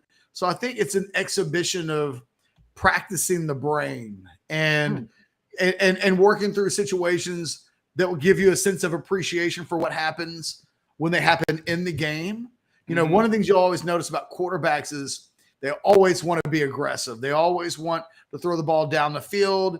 A lot of times when these run calls get called, like they just assume pass, pass, pass. I think to manage a game over 4 quarters, even in the preseason, using game strategy and down and distance and everything that goes into what coaches think about when they do that, I think that's incredibly healthy for the quarterbacks. Unless you've got like and I think you can do it when you've got an older play caller. I think if you've got a younger one or a new one and it's who's not the head coach, maybe you don't do that. But in this situation, I think McCarthy feels good about it. And I thought it would be good for Dak. Yeah, I liked it. Interesting. We'll completely disagree on that one. By the way, on the chat line, the Specs chat, somebody says, Don't Stop Believing worked the first time, but it's time to stop believing now. I think that's the way a lot of Longhorn fans think about it. And finally, Ketch, buy or sell. You can tell me what country won the Little League World Series. California. Very good. Good job. Walk off. Did they actually win the World Series? Yeah, they won it. The California team won it, and they did it on a walk-off against Curacao. You see that? Like a big 6'1" kid? I'm sure he's 12 or under. Big 6'1" kid hit a walk-off. I saw that headline, but thought that was for the U.S. championship. Oh, okay. No. They beat the Texas team, and I think they had a dramatic win in the semis, in the American final, and then they beat Curacao with a walk-off. So congrats. I'm so confused because isn't it a very Texas thing to say, screw California? But they just won a championship for America. No, I know. In the end, you got to be happy for them because you always root for the American team. And did you know that the American side has won 5 in a row at the Little League World Series? I didn't know that because I don't watch it, but 5 in a row, that's kind of cool. When I was Japan a kid, man, every year. What's that? Is Japan still playing? Like, well, I would assume, because when you and I were growing up, man, it was Japan, Chinese Taipei, Philippines. Every year there was some team, I mean, smashing a U.S. group. They were beating them like 18-4, and Brett Musburger was trying to come up with, folks, welcome back. I don't know if you know it, but we're going to be talking about the billboards because we're getting our asses whooped. I mean, it was terrible. Terrible, but thank God our 12-year-olds are back on steroids and taking this thing seriously. That's right. We finally got those 16-year-olds in there where we need them. All right. Buy or sell each and every day at about 1 o'clock. It's game week, kids. It's game week. Congrats. We got here. The countdown sounds like this now. 5 days till Texas plays in the first big weekend of college football. We're 10 days until a real NFL game. 10 days from right now, Dan Campbell and the Detroit Lions are going to try to put a hurting on Mahomes and the Chiefs in game 1. And then 13 days from now is the NFL first Sunday. Get your Sunday ticket ready. Get your game watching ready or whatever it is. Remember, game watching this Saturday, Ketch and myself, Orangebloods watch along. I'm told it's a big deal in a world we don't want Ketch to talk about. We're going to make it a big deal here. Ketch, I don't know if you know it, but when I watch games, words come out of my mouth a lot. Lots of words. But you and I have never, ever communicated during a football game that I can recall. No, it's never happened. Seriously, think back, right? I can't think of a text. I can't think of a call. I can't think of any time. I can't think of like a tweet that got retweeted. Like, none. I don't think we've ever communicated during a game. So this is going to be unique for us too. Maybe an old pregame show like at Schultz's, but other than that, no. Yeah. Right. But not the game itself, not while the game is going on. I don't think you and I have ever communicated. So we are definitely looking forward to that. And 2:30 kick. So we'll go about 10 minutes before kick. Just jump on in like 2:20 and we'll roll. It'll be fun. And then the post-game show that you've come to count on will be there for you with Ketch, with Jason Suchomel, and with Anwar Richardson covering all of it. And one of those guys I just mentioned is about to join us. How about that? That's good timing. Someone just rang my doorbell twice. Do what? Come on now. And it woke up the house. So okay, as we bring Jason Suchomel on, I may be on mute for a lot of this conversation if my dog. Jason's probably good with that. Jason, you good with Ketch on mute? Hey, we wouldn't have it any other way. That's my favorite kind of Ketch. Yeah. After all this time, right? Ketch on mute. That's what Jason says. Give me that mute button for Ketch. I'm not even sure if mute can silence Ketch. Come on. That's Here right. we go. Here we go. All the You need a slander. stifle button. That's what you need. Jason, you welcome, by the way. Thank you. It's like a holiday today. Next week is Labor Day, but today feels like a holiday in that it's finally game week. We can stop talking about practice reports and, oh my God, Quinn Ewers wasn't mentioned today. Does that mean the end of the world is about to occur? Like there are all these themes that we can do away with. You wrote the notes on orangebloods.com, the live notes on Sarkisian's press conference. Let's just start there because Chad and I had different answers to this question. The thing that stood out to you more than anything else, the single biggest notable highlight for you today was what? Easy. The first thing that comes to my mind is the fact that Sark basically refused to address any depth chart questions, be it right guard, be it at the running back spot in the secondary. Anwar very specifically asked him, backup quarterback, of course, very specifically asked him questions that I would have loved to know the answer to, like what's the pecking order in the secondary at running back? Who's going to be your backup quarterback? And Sark said, hey, we've got time to figure that stuff out. We'll make those decisions like on Thursday. I don't buy that for a second. Those decisions I'm pretty sure have probably been made. I've said it all along. I'm curious to see how that backup quarterback position will shake out. We don't have a quarterback controversy to cover finally, so we're focused on the backup quarterback race. And we probably won't get our answer maybe till late in the game on Saturday. I don't know if they'll announce it pregame at all. That's such a shame. Such a shame. So, Jason, as we get into this, it's funny. The folks on the Specs chat, they get all upset sometimes, I guess, at us for breaking this down, and we just seem like a bunch of old men. Give me my depth chart. Type it up for me, please. But it's such a weird, like, it's just anti-logic to me. What the heck is going to happen from now to Saturday at 2:30? That's that big a deal. If the players really know, like if a guy is second or third team, is it going to crush him to the point where he transfers Thursday afternoon or Friday morning? If that's the case, then who cares? You don't need him around anyway. I don't get why this is so hard for coaches on a Monday where we're sitting here with Sark, Jimbo, and it looks like Nick Saban and a whole lot of others saying, no, you can't see my depth chart. I'm not giving it to you on a Monday. These views being expressed by Chad Hastings do not reflect Specs, Orangebloods, the other half of House Divided. Not necessarily Jason Suchomel. They're his. A little bit. My opinion, I want to see a depth chart. I don't understand why it's so difficult. I don't even need to physically see it, okay? I mean, you can put the PDF. I just want to hear the answer. Who's your backup quarterback? If Quinn Ewers gets hurt, or, if the game goes the way we think it will and Texas has a big lead in the third quarter, who's your backup quarterback? Who's your first quarterback coming in? Sark kind of mentioned at the running back, he said, it's okay. We have multiple guys we can count on. So he kind of answered that one. I get the impression they don't probably have a true starter yet. He said, we'll kind of figure that one out. But the backup quarterback, that's a big question for me anyways. But so I didn't even realize. So Jimbo did not put out a depth chart either, huh? I haven't seen it. Now I think Jimbo's presser doesn't happen till 1:00. So maybe that I'm hoping just past 1. I'll double check. I didn't see one earlier. I don't think it's out, but hopefully at some point today it will happen. Well, and it used to be people would bitch and moan when they did the depth charts. It was always this guy or this guy. So, I mean, even when they put out a depth chart, we still complain about it, right? That's true. That's true. Jason, one of the things I thought was I told Chad, I thought the most revealing thing from Sark in the press conference was he was kind of asked, like, what do you know about this team? And he said, I know Xavier Worthy.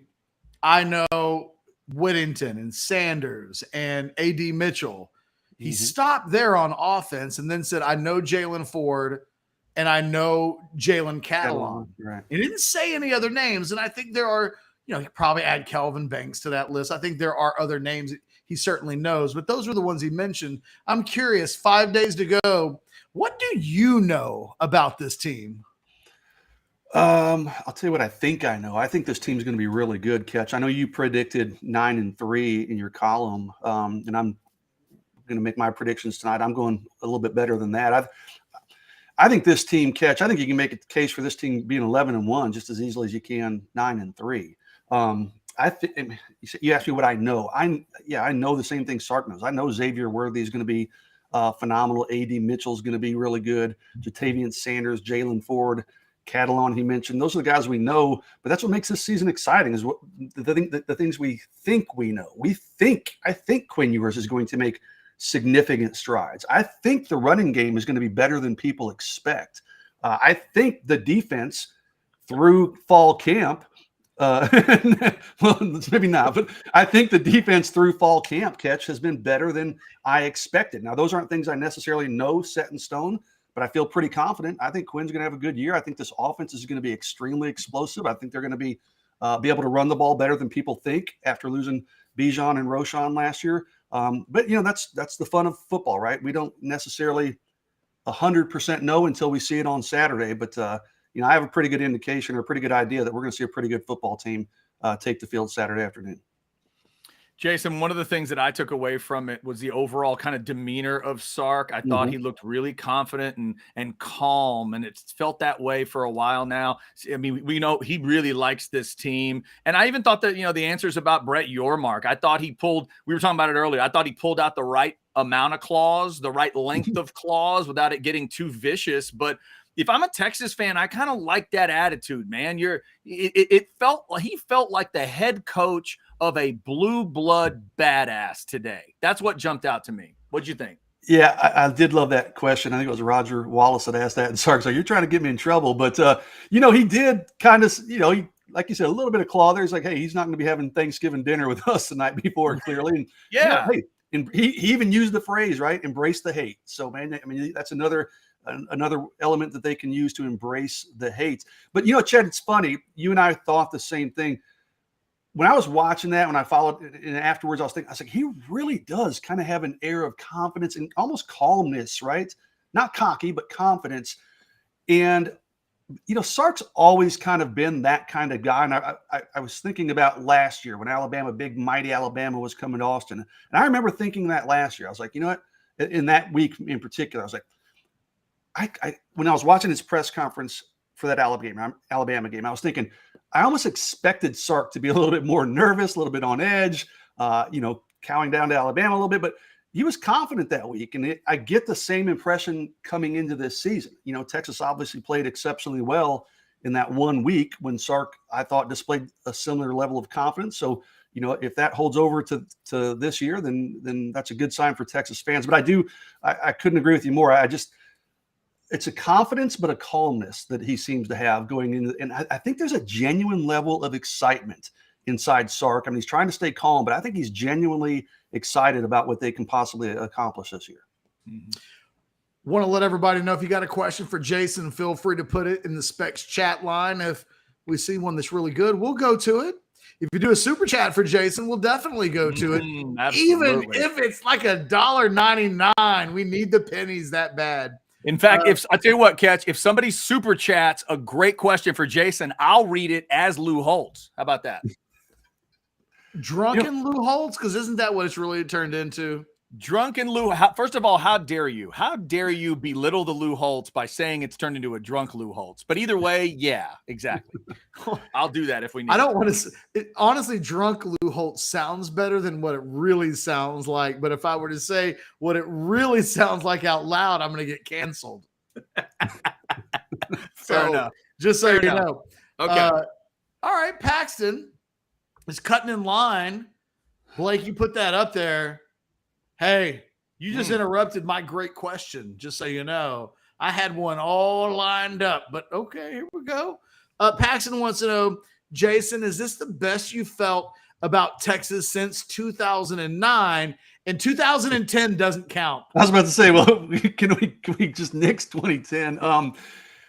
That's a good question, Paxton. I have to go year by year, but I think it might be. I mean, I'm trying to go back, the Herman years, Charlie. I don't think I felt as good about a Texas team under those coaches as I do this upcoming season. I mean, I'm on record, on video, as saying, I think this team has, and I'm not the only one. You've seen a lot of national pundits predicting Texas in the college football playoff. I'm not quite ready to stick my neck out that far, but I do think this team has that kind of potential. So it probably is, Paxton. I mean, again, certain things have to happen. They have to stay healthy. Quinn Ewers has to be the guy that I and most people think he can be and take strides. Defense has to continue to play well. But, if the right pieces fall in place, yeah, I think this team has a chance to be in that kind of discussion. I'm not saying they're going to be national championship contenders, but I'm telling you, I think they have that kind of potential. Now it's just all got to come together. Talking with Jason Suchomel here on House Divided. Jason, speaking of the House Divided, one of the things we were getting into today is this college football report that came out on strength of schedule for all the top 25 teams. I was a little surprised to see both Texas and Texas A&M that high. Texas at 3, A&M at 5 when it comes to strength of schedule. So as you hear that for the Longhorns sitting at 3, does it make you, I don't know, sort of reevaluate? Okay, you're saying you got them maybe in better than a 9-3 spot. Does that make you kind of take a second when you hear they are facing the third best strength of schedule when it comes to those 25 teams? Well, first off, I hadn't even seen the articles. That's new information to me. And that's shocking to me. If they've got the third ranked schedule, I need to go research that. Does that give me reason for pause? Not really. I mean, I think the thing that gives me reason for pause is somebody mentioned in the chat there, like these Maryland losses still hurt. We've had the rug pulled out from under us with this team and this program several times, in the last decade or so. So, and can this team win the games it should win? I mean, listen, Alabama's a winnable game, but Alabama's going to be favored there. But I mean, Texas should be favored and they should win every other game. Now, can they keep from having those missteps in games that they should win? The same missteps we've seen them take in the past. I know Ketch, again, I know you mentioned that in your column, the reasons that you have 9-3. I don't know. I just think this team's going to be a little bit different. I think they're going to be able to win those games they're going to win. I don't see the Big 12 as being just some juggernaut where Texas is going to have to go through murderer's row every single week. I think they can go out and play pretty average football most weeks and just out talent people. I expect this team to be, pretty clean. I expect them to play well. I don't think the schedule's unmanageable by any means, Chad. I think this is a schedule that sets up pretty favorably for Texas. And again, I mean, I'm expecting them to hold up their end of the bargain, which they haven't done before or haven't done much of in the last decade or so. But I'm expecting them to win the games that they should win. And I think that gets them to 10 wins or more. Jason, a little bit of a two-part question here. I wanted to go back to Paxton's question about your confidence level in 2009. I remember I picked Texas to win the Big 12 in 2019, the year after they win the Sugar Bowl. Mm-hmm. Kyler Murray leaves Oklahoma, and they bring Jalen Hurts in. And the big conversation the entire offseason was who was a better player at that stage. The player that Hurts was transferring from Alabama versus Ellinger, who had just won the Sugar Bowl. It's the only time I think in the last 13, 14 seasons that I picked Texas to win the Big 12. Obviously, I ended up being wrong. I was just curious. Do you remember if you were team? I'm pretty sure I was, and probably even last year. I remember, listen, if there was ever a time Texas should have won the conference, it should have been that year, right? When Oklahoma was going through a little bit of retooling. If there was ever a time maybe Texas could have won the conference, it probably should have been last year. Lincoln Riley's gone, Oklahoma's decimated, and we saw what happened. So, I understand all the questions and the concern and the reason people are gun shy to go, make big swings and big predictions for success for this team and this program. Maybe we'll get burned again, or I'll get burned on this one. Honestly, I'm usually the more conservative one of our group, Ketch. So for me to go, I'm probably going to go 10-2. I think is what I'm predicting. I'm thinking they'll probably lose to Alabama again. I think that's a very winnable game though, and then they'll probably stumble somewhere else in the conference. Maybe a game that they probably shouldn't, but that usually seems to happen to just about every team in college football, that they trip up somewhere that they shouldn't. So add it all up, I've got about 10-2. But to answer your question, yeah, that's probably a fair point. I'd have to go back and look, but I probably did pick Texas to win the conference that year. And frankly, we thought they'd be in that conference championship game last year too. And Jason, real quick, last question for me. Although we'll end this. You know what? Actually, let's just do this and get it out of the way real quick. We got two questions I wanted to pop up. McKinley to Texas on Friday. Your thoughts? My thoughts are that I don't like that your column comes out on Monday and mine comes out Tuesday, because you always steal my thunder and you put your future cast in on Dominic McKinley. I was literally going to write about, and I am going to write about McKinley tonight and put my future cast in. I'm picking Texas with Dominic McKinley, but I worked the phones yesterday quite a bit, and the only reason I'm picking Texas, it's not because I've heard, things or seen these signs that make me think, okay, it's, pretty confidently going to be Texas. But I talked to people at Ohio State or connected to Ohio State and A&M, even LSU in Oklahoma too. Their confidence level is lower than what I would consider my moderate confidence level, in Texas. Theirs is lower. I'm telling you, the one team that I don't think people are talking about, Ketch, is Ohio State. If it doesn't end up being Texas, keep an eye on Ohio State. Most people, we're talking about Oklahoma, maybe LSU, A&M. I'm telling you, man, don't sleep on Ohio State. McKinley, from what I can tell, I talked to other recruits. I talked to recruits that talk to him regularly. He's not telling anybody anything. So he's keeping everybody guessing as we sit here, 4 days from his announcement, I guess. One more. We did get a super chat. So Chad, you don't have to be, this isn't a long question. Okay. Like Lou Holtz doesn't have to speak a paragraph here, but if you would, Okay, Jason, so here's the thing. When you look them straight in the face, who's the captain's going to be on this team? Who are the guys that you look at it and you say, save Jimmy Johnson for me? Who the hell's that guy? Yeah, they didn't talk about that. He talked about leaders today, Sark did, but didn't talk about captains. They'll probably have a name. I got to think Tavondre Sweat will be one. Jalen Ford. I wouldn't be surprised if Catalon's one, even though he's a new face. Offensively, it's a good question. You got to think Quinn would probably be in there, right? You'd think, yeah. Mm-hmm. You don't do. Kelvin Banks is so young. Maybe JT Sanders will be one. I would think. Yeah. Yeah. I'm interested to see. That's it. Until you said Banks's name, it was one of those where I thought, we'll just kind of see. If he is a captain, that would speak volumes. That would say he's a really vocal guy, Chad. Yeah, that's what I'm saying. I've heard so many great things about him and his leadership and that story with him and Bijan last year in the weight room and all that. I don't think that'd be a bad move, Jason. I really don't. I think the guy certainly has the respect. He's young. Yeah, he's got the respect of his teammates for sure. So I mean, he's young, but if anybody can pull it off, it's a sophomore All-American potentially in Kelvin Banks. So. Hey, I wanted to ask both of you guys a quick question. After reading through some of the notes that Ketch had from the 10 Thoughts of the Weekend, he was discussing, let me make sure I get the kid's name right, this DN Danny Okoye, doing an update on him. The fact that the kid literally said the words, the vibes were immaculate at Texas, did that click for you guys? I mean, that was the tweet that was sent out with Arch and Jonte Cook. Like, is there somewhere somebody at Texas is saying the vibes are immaculate? Like that phrase has painted on the wall somewhere. That can't be an accident, can it, Jason? Yeah, that didn't register. I mean, he's a very intelligent. He's a homeschooled kid, but really a great kid. I mean, freaking phenomenal prospect. I mean, in terms of just raw upside, he's a phenomenal prospect. So, I didn't register the similarity, but yeah, it's he definitely has a broad vocabulary for sure. Yeah, we got to find out where that started. That's all. That was the last one for me. That's my little recruiting help of the day. Last question, Jason. Mm-hmm. Of all of the little, there is one super chat. Sorry, Ketch, if you want to throw it in. Get another one. Come on now. Oh well, we'll do this one real quick from Texas Boy. Jason, are you surprised Simmons didn't have an effect on recruiting?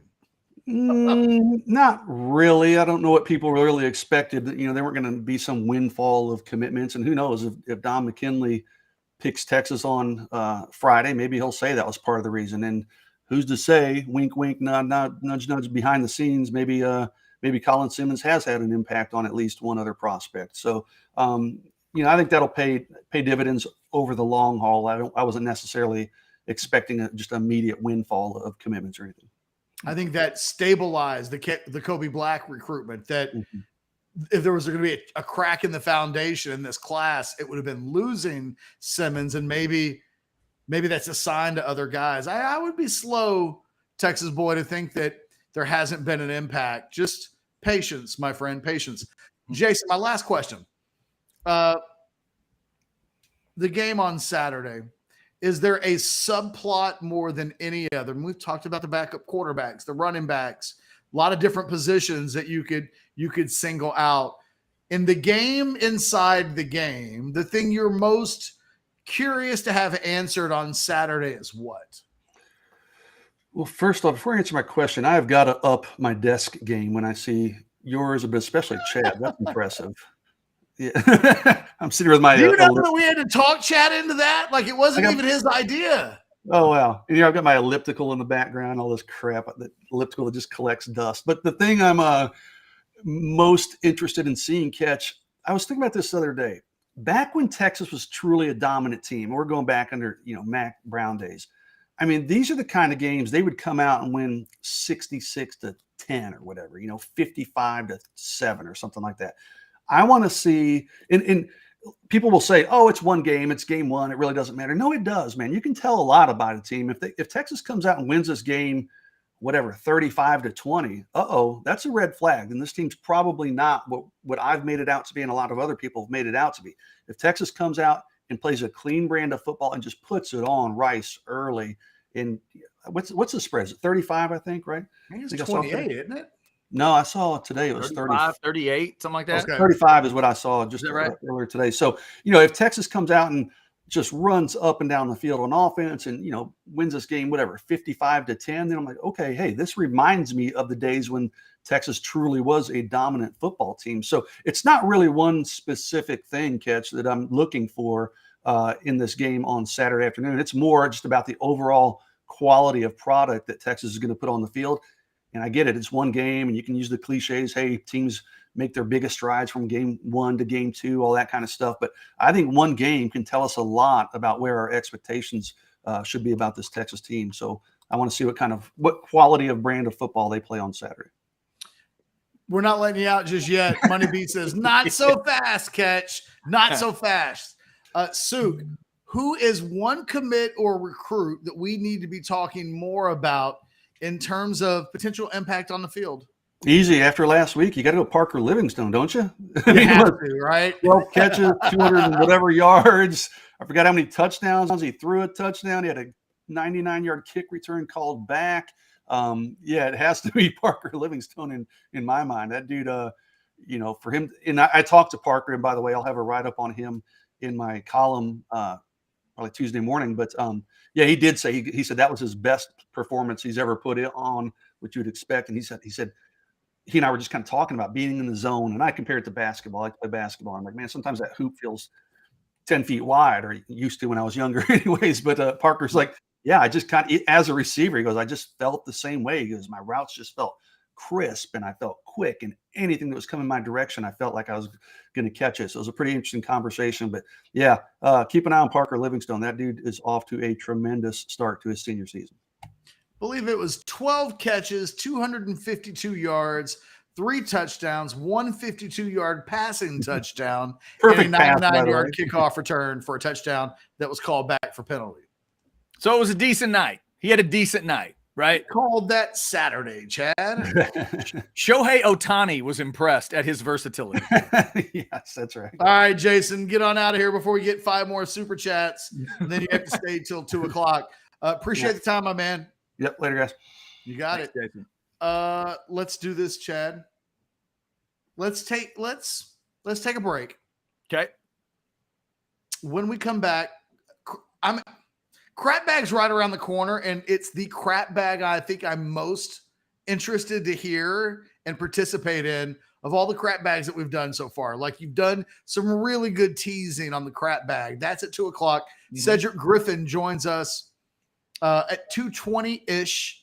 Got to send him the link during the break to make sure he has everything that he needs.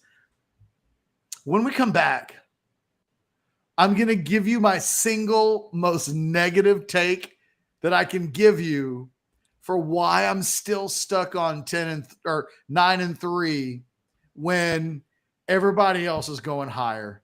Damn. It's so negative. I just want to say it one time. I want it to be on the record, on the show, and then we'll never speak of it again. All right, I'm going to speak for a whole bunch of people when I say, up next, Ketch is going to be Ketch. House divided, Orangebloods live.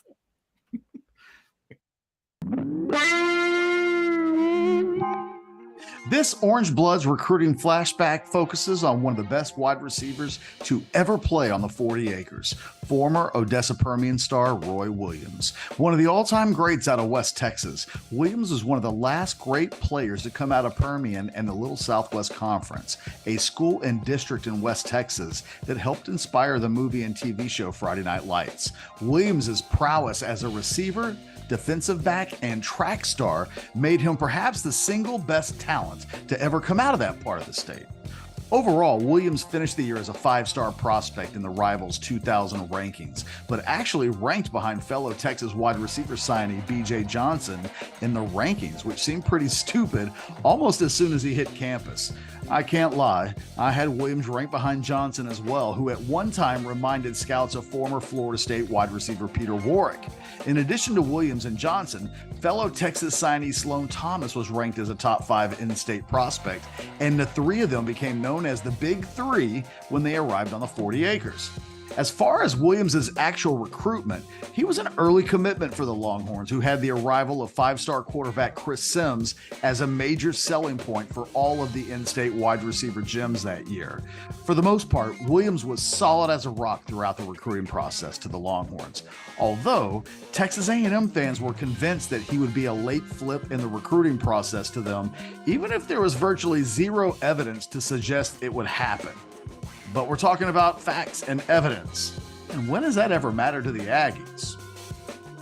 At the end of the day, Williams signed with the Longhorns and became one of the best players in the history of the school at his position.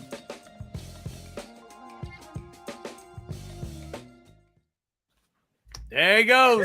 Every time we talk about college football, Jeff Ketchum's got to make an Aggie joke. Every time. Your pause is interesting there, too. The pregnancy of your pause. The fact that you were waiting for all of us to just bathe in your Aggie joke. That's another thing that stands out about that sound. Yeah. The thing is, I can't lie and say that I didn't mean it to be a dagger into your soul. Well, of course. Of course. I don't know I don't know what percentage of that was for Billy Lucci or what percentage was for other Aggies out there. No, it was very personal. You took out the blade, the theoretical blade, and thought, where can I stick this in Chad's side and make it the worst version? That's what you did. When you're recording these things at 11, 12 o'clock at night, you know, to keep them really, really interesting, it is all about how you phrase these words. Chad, yes, how I phrase these next words may, I think, again, I can only say them once because I'm going to piss off everybody in the chat. Are you going to lose? Don't lose us subscribers. Don't go losing us people in the Specs chat. I'm not trying to. Come on, man. I'm not saying we're going to lose them. Okay. I'm just saying I'm going to piss them off a little bit. Okay, breathe deep. Here we go. And sometimes, look, if I'm wrong in the name of caution after the last 14 years, I will not apologize for, right? Like, it's not like it's Alabama and you're like Kyle Henderson and you're like, should I pick Alabama to win the conference this year or not? There's a whole bunch of jumping on a limbs that they can do that have been paid off over the last decade. It's like, oh, hey, I'm going to predict Alabama or Georgia is in the playoff. You can do that. When Texas has been Charlie Brown and college football has been Lucy with the football for a decade and a half, forgive me if I'm a itty bit. Oh, cautious. Just say it. Whatever. Just say it. So here we go. The thing is, I made a pact. I told myself after the Washington game, don't do that thing where they just mostly got their ass kicked against Washington. And people go, oh, it was a touchdown. It wasn't. Man, it was 27-10 in the fourth quarter. Don't tell me it wasn't an ass kicking.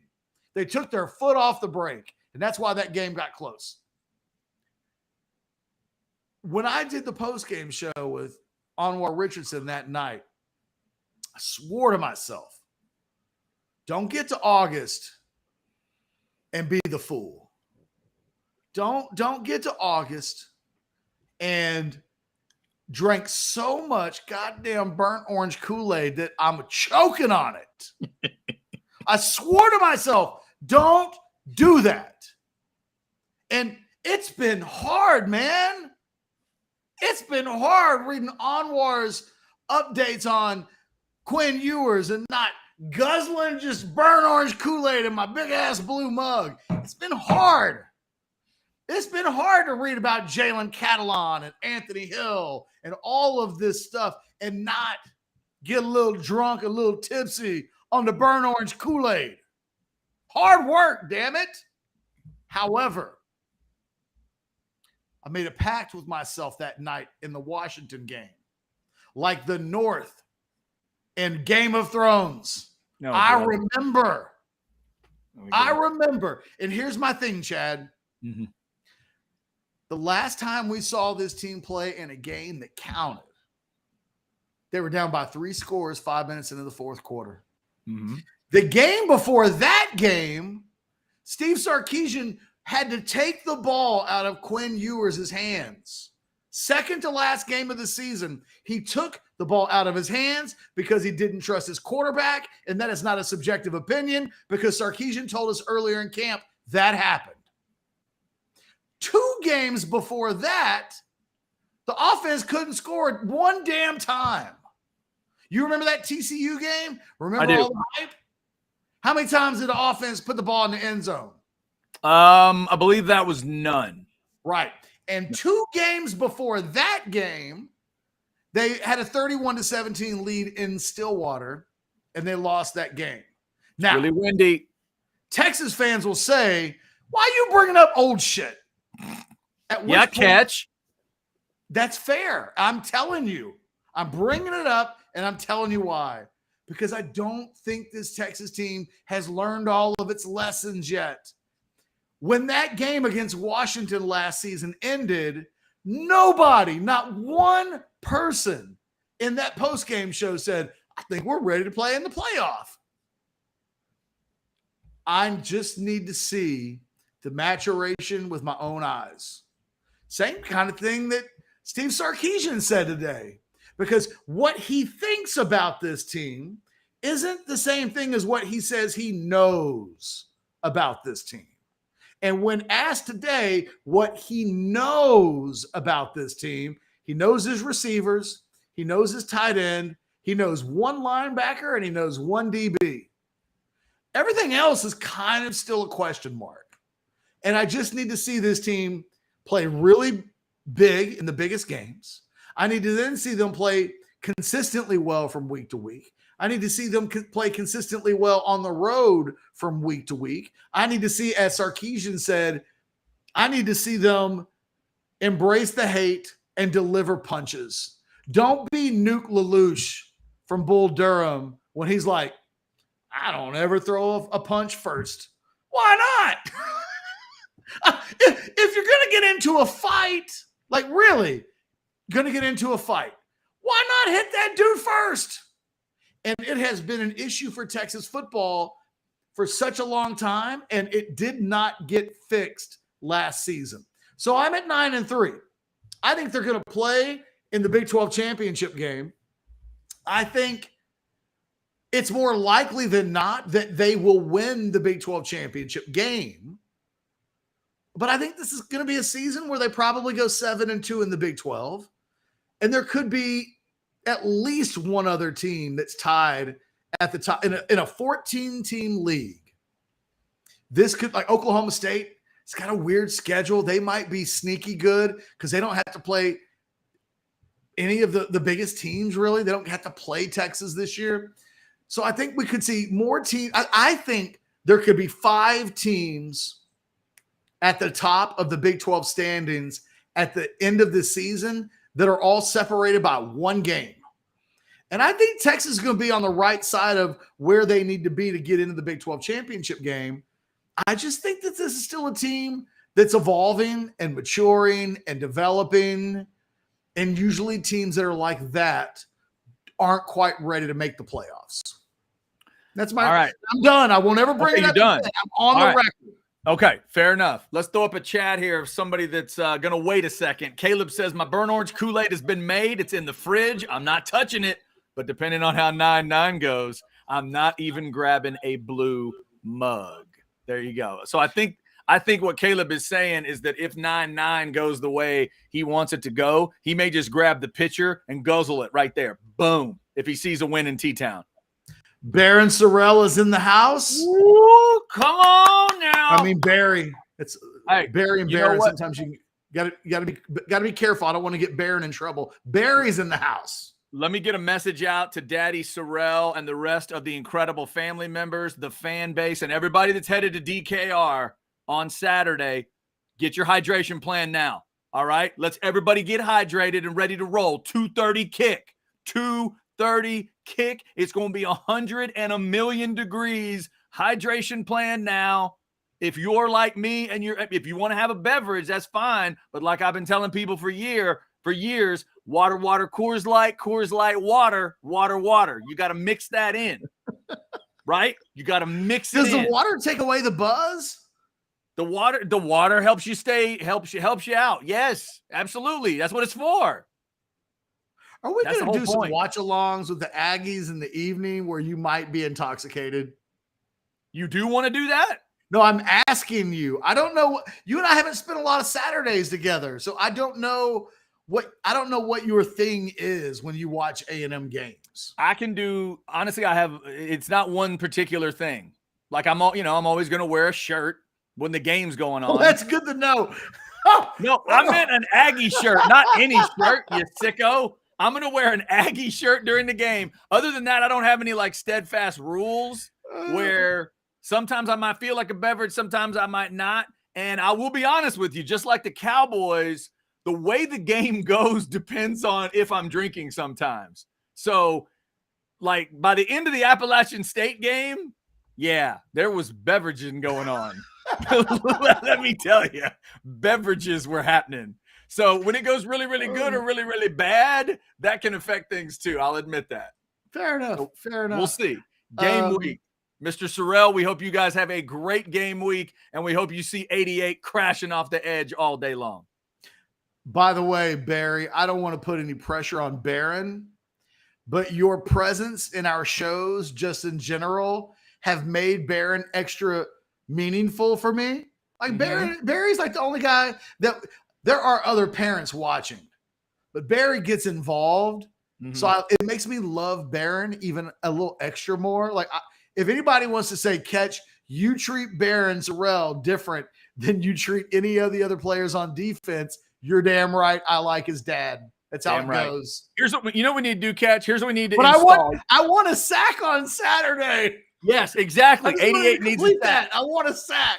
Here's what I want to, Ketch. Any and all family that watch this show, remember when you were in high school and Friday was about the buttons for the parents? I think we need super chat buttons. I think we need super chat buttons on a Friday. If you know someone that will be playing in the game, send us a super chat button.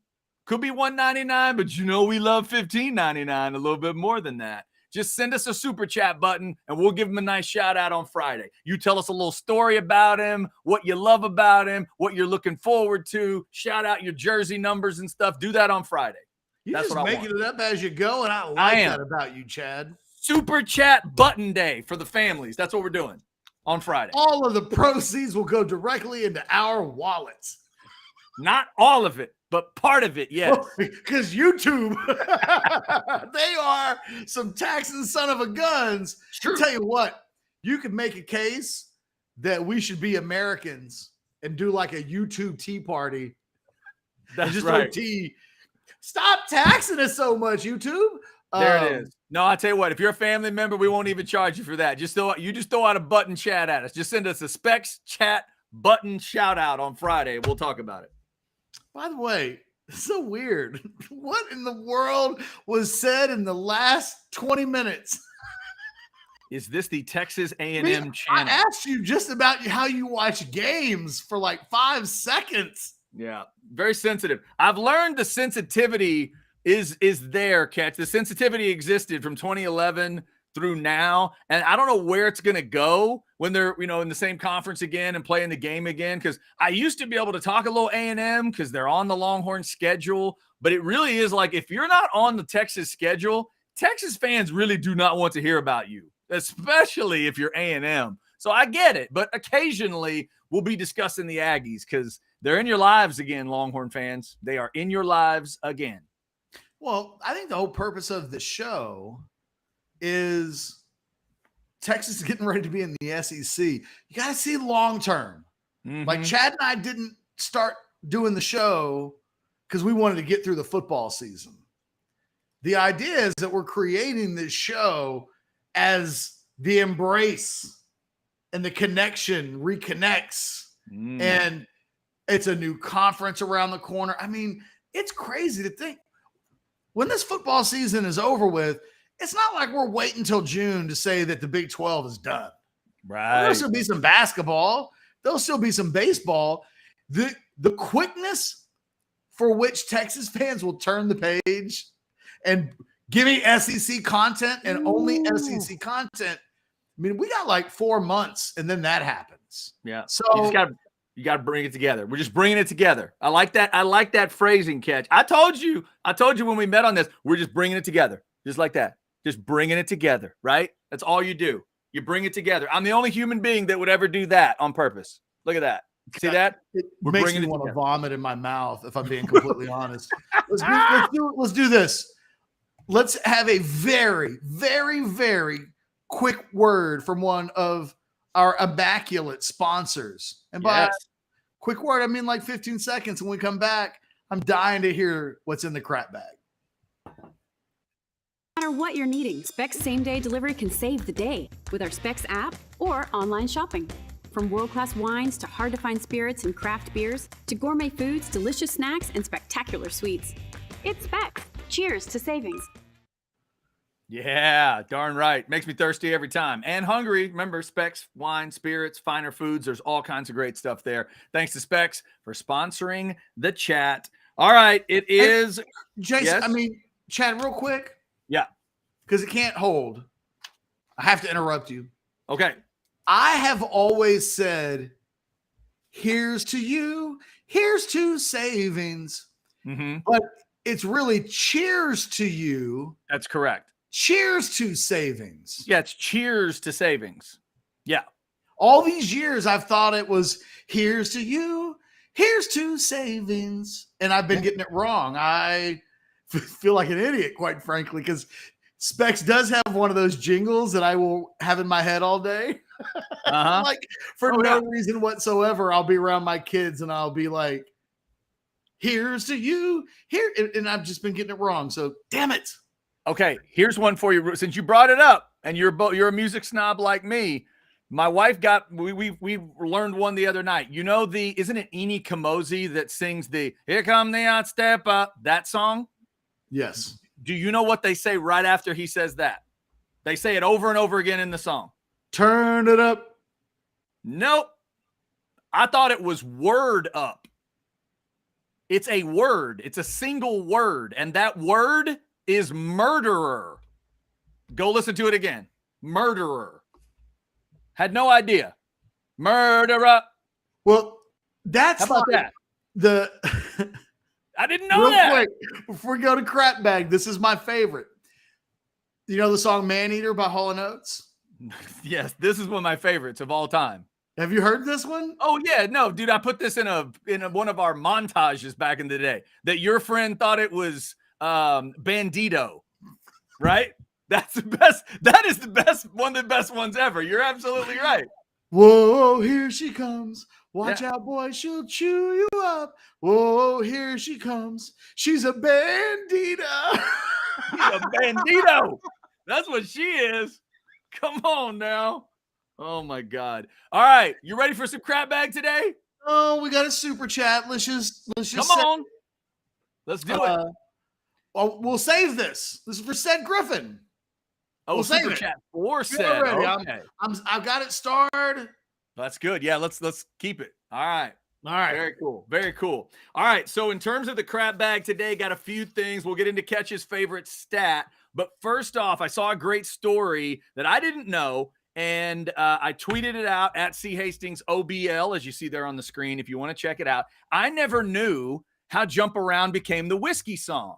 Wisconsin plays Jump Around at the beginning of the fourth quarter. We all kind of know that now. And apparently, sometime last year, ESPN did a story about it, and I never knew. Ketch, it comes from a bar in 1998. They didn't do it before then. It's around the Ron Dane time. So it's something to the effect of a player got hurt. He was like a walk-on tight end, got hurt, was hanging at the bar, and was an intern for the athletic department, was helping him out. And he says to them, I think we need to get more energy in the stands. I think we need to get the fans more engaged, blah, blah, blah, blah, blah, maybe with music. And the school says, well, put a list together and we'll think about it. He goes to the bar and a buddy is, the bartender, and they start playing different songs on the jukebox and writing down songs. And House of Pain's Jump Around had been released 6 years before, something like that, in 92-ish, something like that. And they list songs out, and they had Metallica and they had others. And eventually they really liked the way it felt. They proposed the idea. And then this story shows you the guy that worked for Wisconsin that decides at the end of a particular third quarter, they're playing Drew Brees, by the way, and Purdue, and they're beating them. They play Jump Around, and the student section lost it, just popped organically. And that's how it was born in 1998. It gave me chills when I saw it. It gives me chills now. I got a little emotional, and it just reminds me of why college football is college football. It's one of the great traditions. Shout out to all those awesome traditions that make your college, and your team, your team. And then, Ketch, they showed a moment last year where Everlast, for those of you that were like me and didn't realize, Everlast was in House of Pain. If that's an obvious for a lot of people, I know. I didn't realize that. But Everlast goes to Wisconsin last year. He'd never been. 30 years after the song is released, he goes to Camp Randall, and he gets to introduce the song and then jump around with all the kids. Dude, I almost started crying. It was incredible. It's an amazing story. How do you think Texas came up with Don't Stop Believing? Honestly, there have to be more hype songs. As I recall, it was about, sad to say, Texas fans can tell me if I'm wrong. Wasn't it about the fact that they were in a close, tight game and it was like a literal don't stop believing? Wasn't that what it was about? It's crazy how people react to certain songs. The thing is, when they did that was when Don't Stop Believing had that little renaissance where like the Chicago White Sox had it as like their officials, like maybe it was the Cubs. Like there were some baseball teams that kind of adopted that as their official team song. And you never know how it's going to work. You know, the Red Sox grabbed Sweet Caroline by Neil Diamond. Some other teams tried it, but I feel like it only works for the Red Sox. Certain teams do certain things. Like my Aggies do the school song. My Aggies always play the war hymn between the third and fourth quarter, and it's a tradition and it's a thing, and that's how the fourth quarter starts. And during a crap bag, when I showed y'all that picture of the red lights at Georgia, that's their third, fourth quarter thing now. They do the red lights. They do everybody with their phones, and there's a certain thing that plays.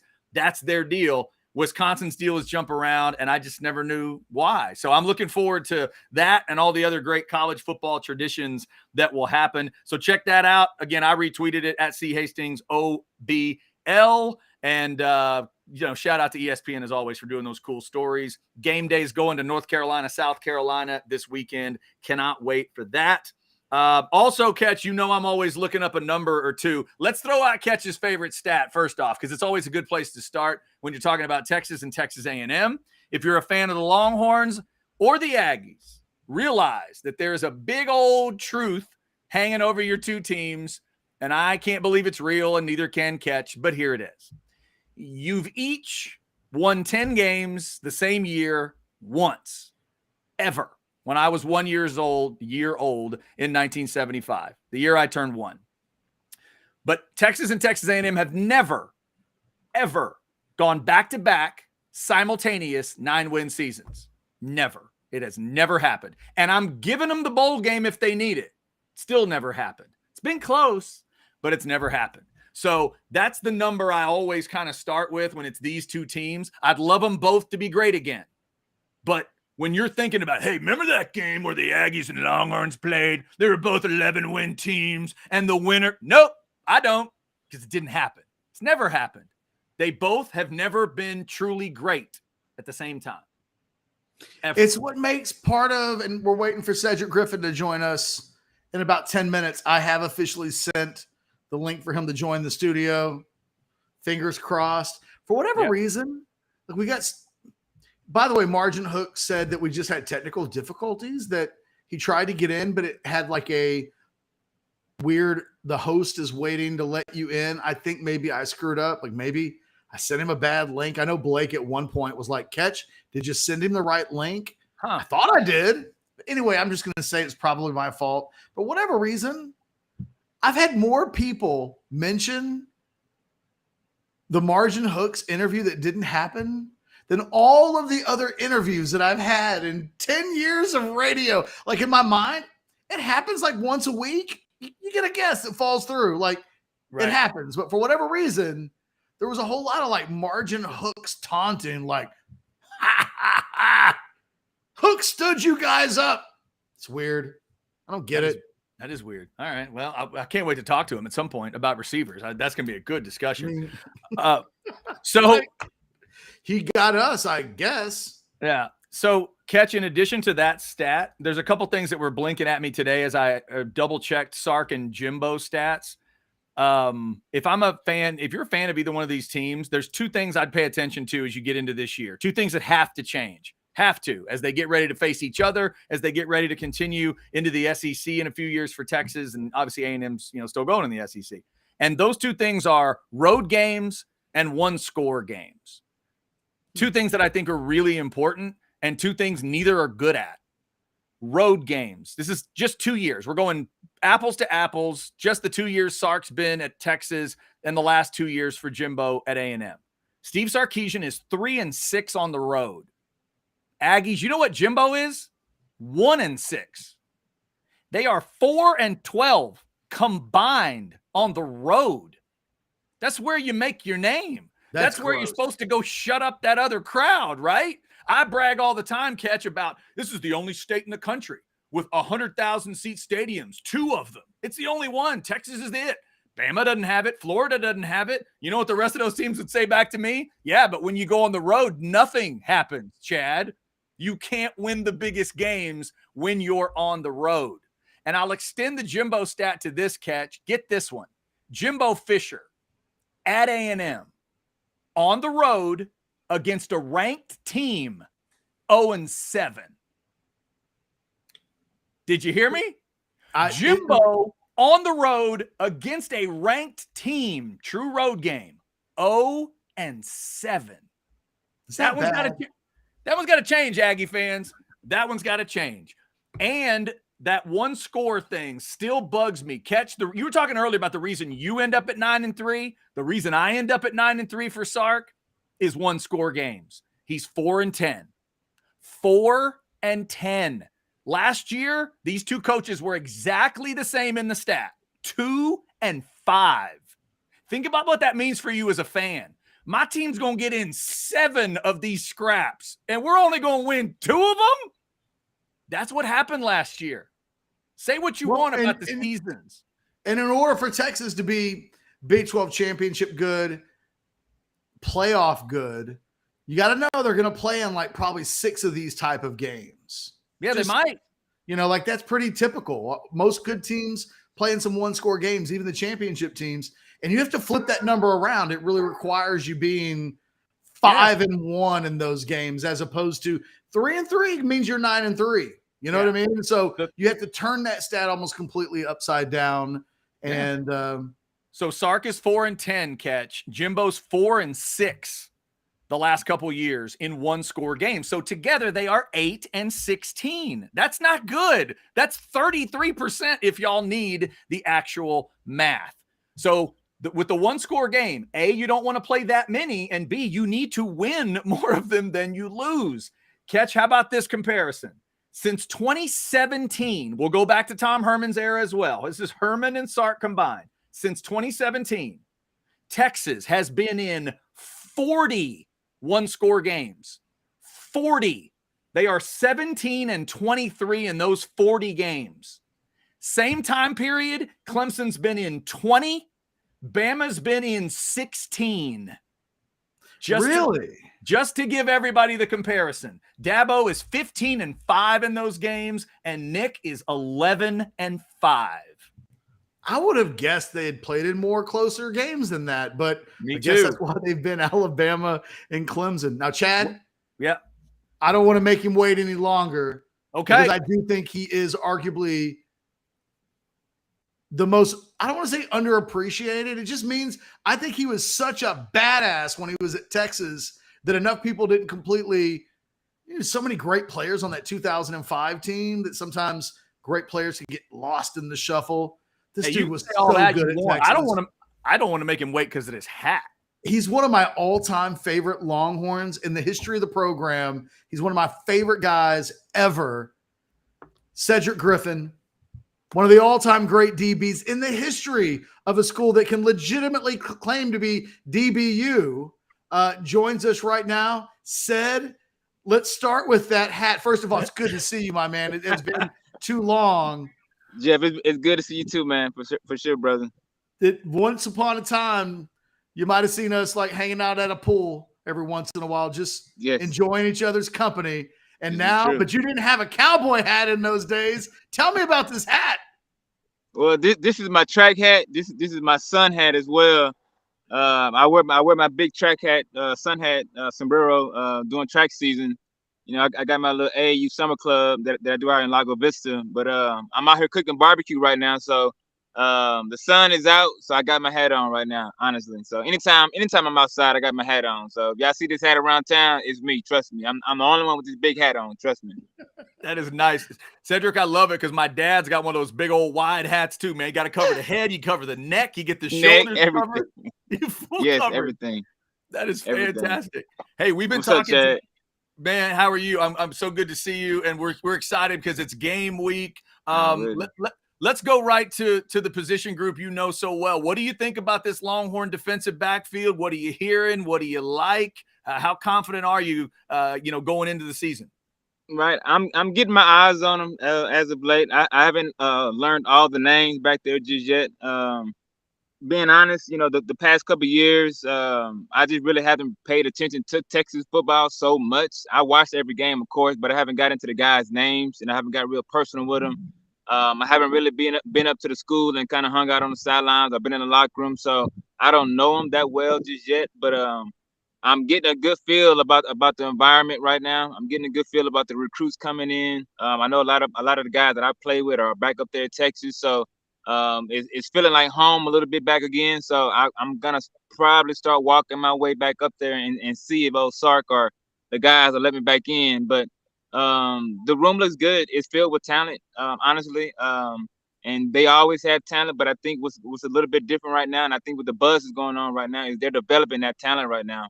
And that's a great thing. So I think some guys came on strong last year, late in the season, and finished the year out strong with them guys making some plays in the defensive back, making some good tackles, some good pass breakups. So I'm looking for some good stuff, honestly, man. I want to see DBU return, and as Coach McKenna always says, man, I'm ready to see a big bad wolf in the middle of that field, and I want to see some guys in the corner and just lock some guys down. So they got the guys. We just got to see it, put the work in right now. Said I just literally had an Orangebloods staff member send me a note. He wants to know what you're barbecuing. What's on the grill? So I got some pork butts on there right now, and I got some brisket on there right now, and I'm gonna have some ribs on there probably about 4:00. Who taught you how to grill? It's not grilling, man. It's smoking. I got a big pit. Yes. Excuse you, Mr. Jeff. I've always known how to cook, man. Honestly, but and smoke and grill out on the pits. But I met a good friend out there in East Austin by the name of Jerome Faulkner, and I kind of started a little business with him, called Jay Lenardi's Barbecue downtown in Austin on 12th Street. And back in 2009, he really showed me his seasoning. He showed me how he cooks his briskets, how he wraps his briskets. And I've been doing it ever since. And I cook for some of the restaurants out here in Lago Vista. I've cooked for the Booster Club out here in Lago Vista as well. So and the food is damn good. I mean, I don't like tooting people's horns all the time, but Jerome showed me a damn good recipe, and trust me, I'm taking it all the way home right now. I'm not gonna lie. Talking to one of the all-time defensive back greats at the University of Texas, Cedric Griffin, here on House Divided. Said, I'm curious, how different is it for you in a football season when you've got kids? Because you have a boy who's literally going through it in high school right now. He's a prospect. He's getting offers. So you're one of these guys that's played on the field, but now you have to watch from the stands. What kind of football father are you when the Friday night lights come on? Well, as I told you, man, I work with the Booster Club a little bit, man. So I don't even sit in the stands. I'm literally behind the concession stand, um, just listening to the crowd. So whenever I know the crowd gets loud, I go out and I see what's going on. But I don't pay attention to the games too much, man. I let my son do his thing. I got two sons. I got one that's on the JV team. He's a sophomore, and I got my son Swade. He's a junior. And I let the coaches handle their business. I stay away from the program. I kind of coach my kids during the summertime. I put them through some other private training, and I just let them go. I let them just do their thing. And I literally sit back. I do not sit in the stands. I'm out on one of those corners, and I peek my head out every once in a while just see how he's doing. But what I do is I look at that film, right? So after the game, 2 days later, the game film pops up on Huddle, and I'll go over the film with him, and I take notes, and then I give him my game notes, and then we'll go over them. And then on Sundays, we'll go on the field, and we'll go over some stuff that he did wrong, and we'll go over some stuff that he did right, and we'll just polish some of his stuff up. And we do that every Sunday, and we go at it. But during game day, during the week of practice, I leave the coaches alone, and I leave him alone. I don't want to be in his ear because I never had anybody in my ear, so I just want to give him the same kind of respect that my parents gave me at the same time. They didn't put any pressure on me. So I'm doing the same thing for my sons. I just let them go and have fun. That is really interesting. Cedric, does he play your position? He does. He play. Well, I got told I was too skinny back in the day to play running back. So I don't.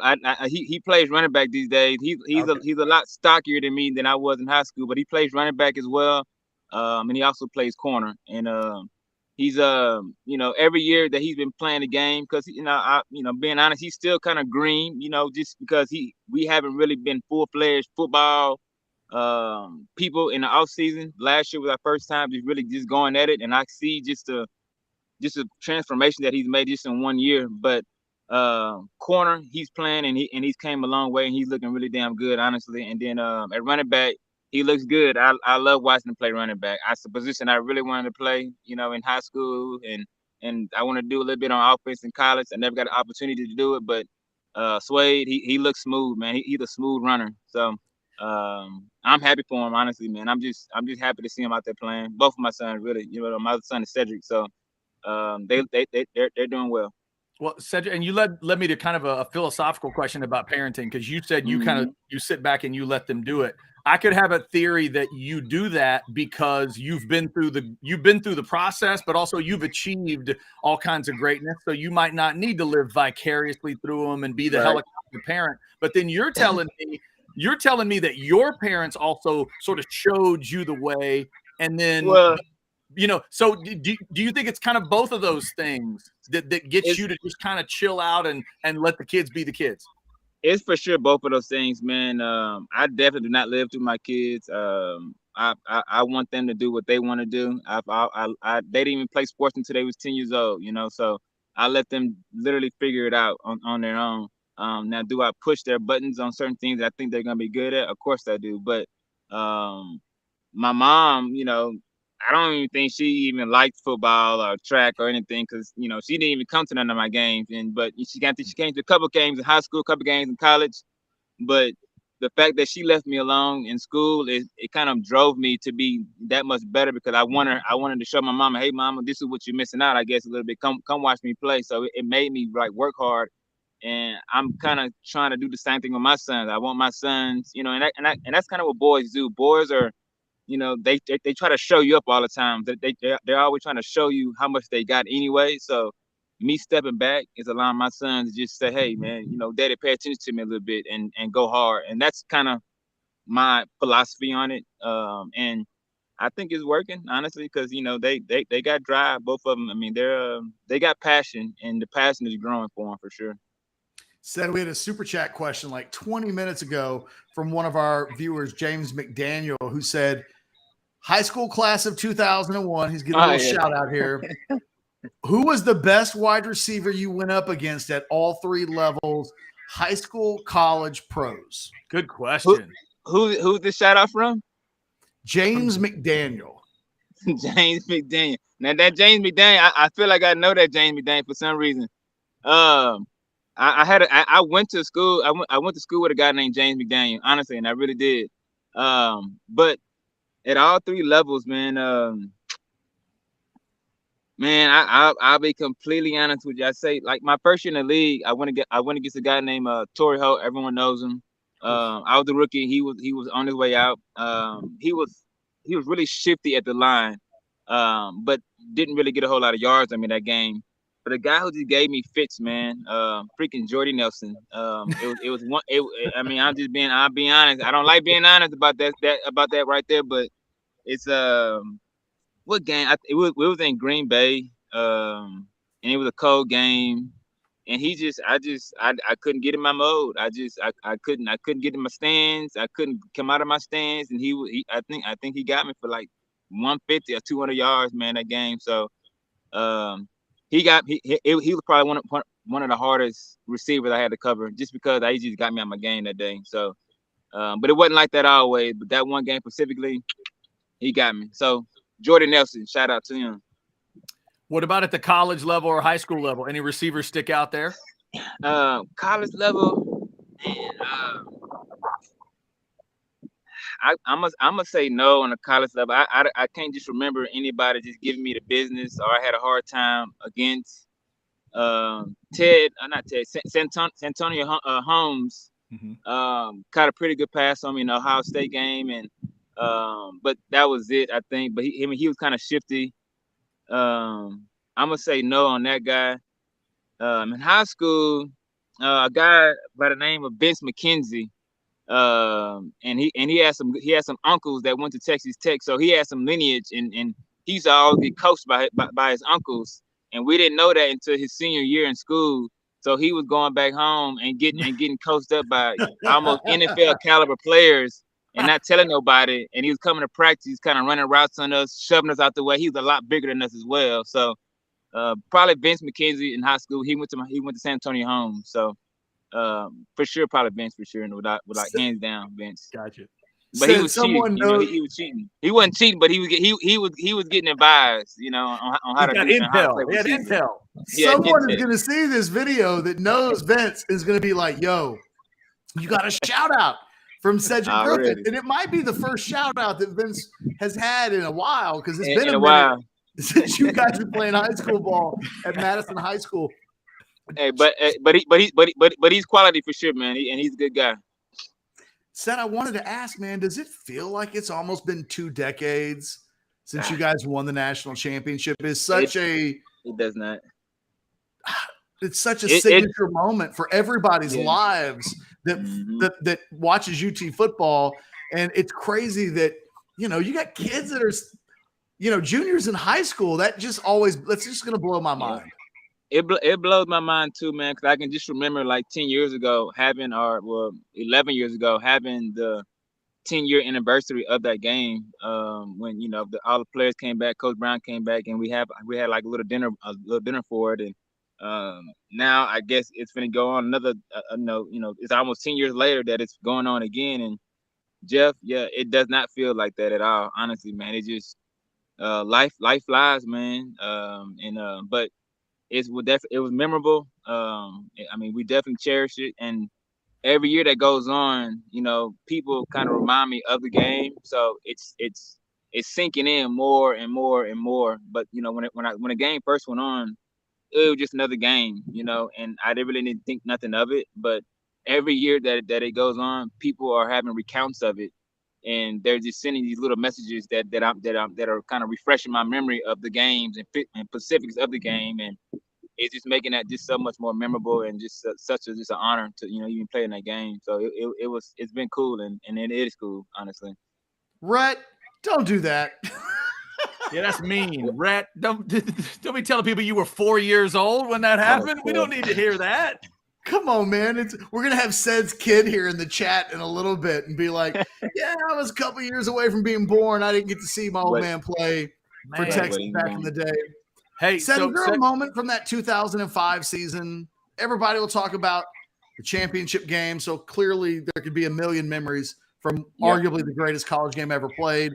But you kind of are one of the guys that all these years later stand out from the Ohio State game. The big hit that you put on the tight end is maybe your signature play in your entire career whenever people talk about Cedric Griffin. That hit always comes up from that Ohio State game. But for you personally, is there a memory from that season that when we start having these conversations pops into your head the most? Yeah.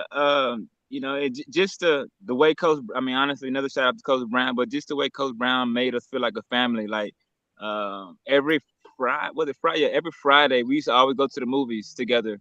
As a team, he busted us over as a team.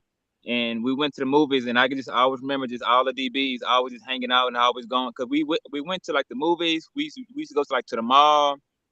If a mall was in the area, and the DBs, they got their own style always, right? So we used to always just go get some shoes or go get some some shirts, but we just always hang out and go to the movies before the game on Saturdays. And I just can remember just every single last movie that we went to.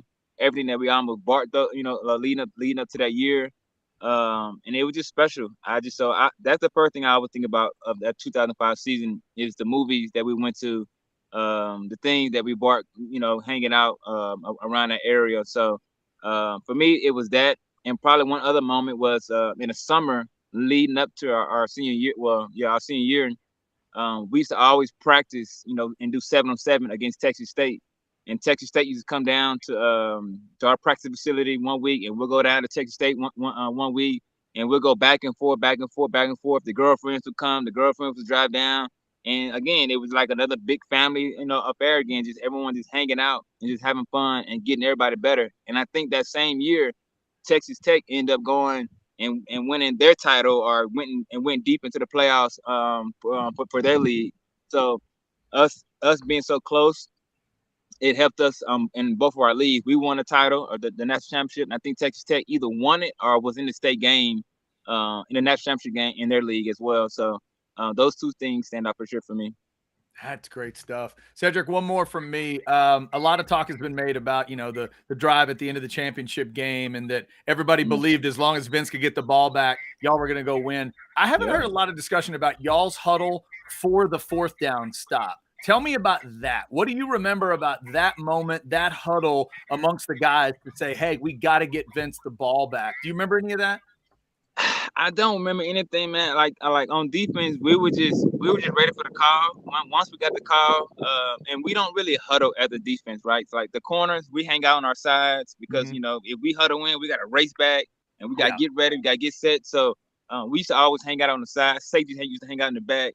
The line was always right there, so we used to always look over and get the call from the sideline. So, but once we got that call, we knew we was locked in, and we knew we had to get the ball back to Vince, and that was our whole thing on third down. Was like, let's get him up, let's get him the fourth down, and let's just make this stop. If we can make this stop, we believe Vince will go in and do his thing, and that's kind of what we did, right? We got that stop, and for me, like once we got that stop, I took my helmet off. I went over there. I kind of lined up the measurement a little bit with my own eyes, and I knew I knew they didn't get it. So I ran immediately to Vince, like right out the field, and looked at Vince right in his eyes and told him, "Hey, go win this thing." And sure enough, that's what he did. He went and took that ball downfield and got us the victory. So it was just, again, so many things in that game happened to where it just, almost every one of those moments was memorable and just almost amazing. So, but nothing really stood out on that defensive play, just other than, hey, we need to do our job, and our job was to get the ball back to the offense. Yeah. So, said my last question, and we'll let you go. We'll let you get back to the smoking, not the grilling. Get it right. Hey, you only got to tell me once most of the time.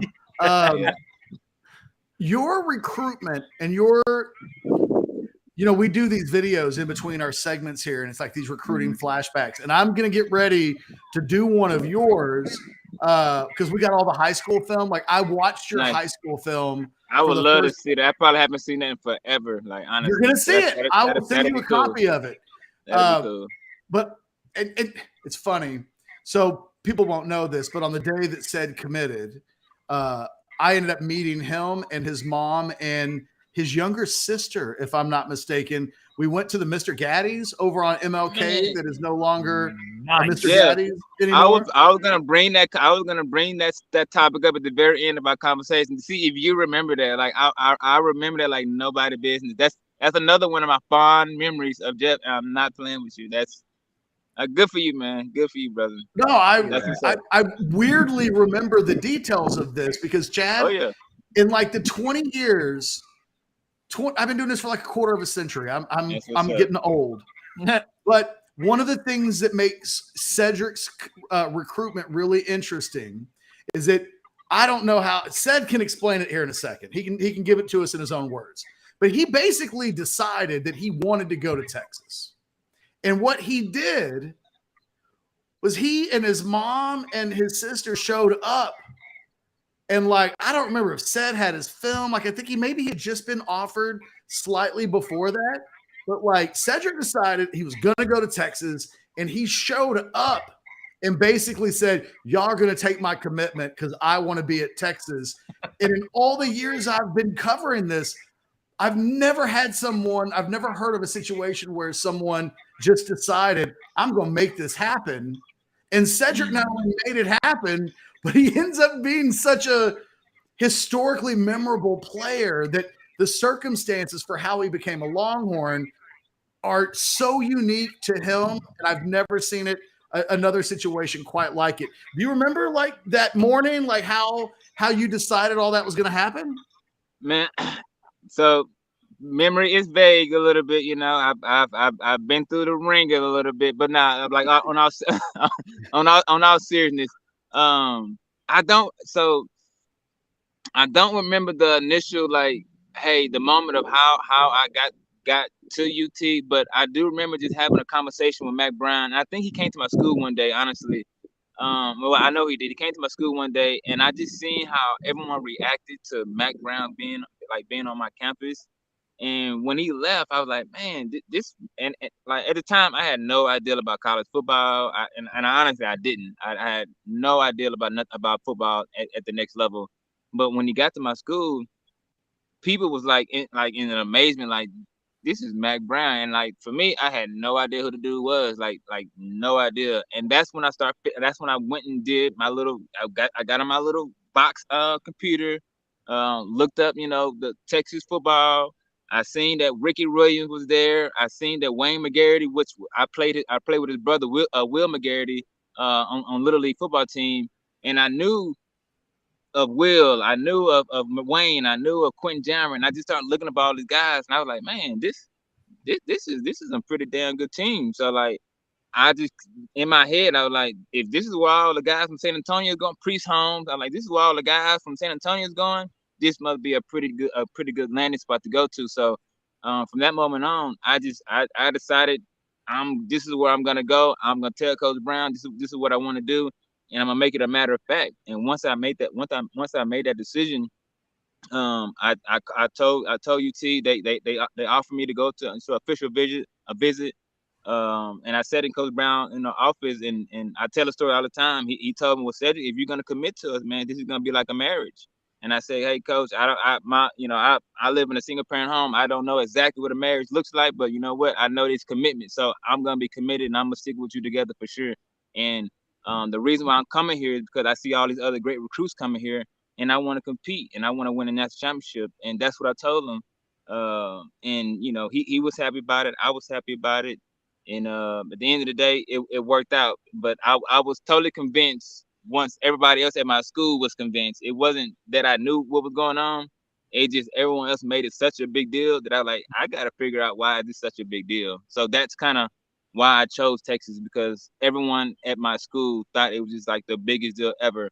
And so I was like, let me do my research, man. Let me figure out why everybody going crazy and nuts around here. So that's kind of what happened. But yeah, Jeff, man, when I met you at Mr. Gaddy's, you know, it was right off of MLK in Guadalupe.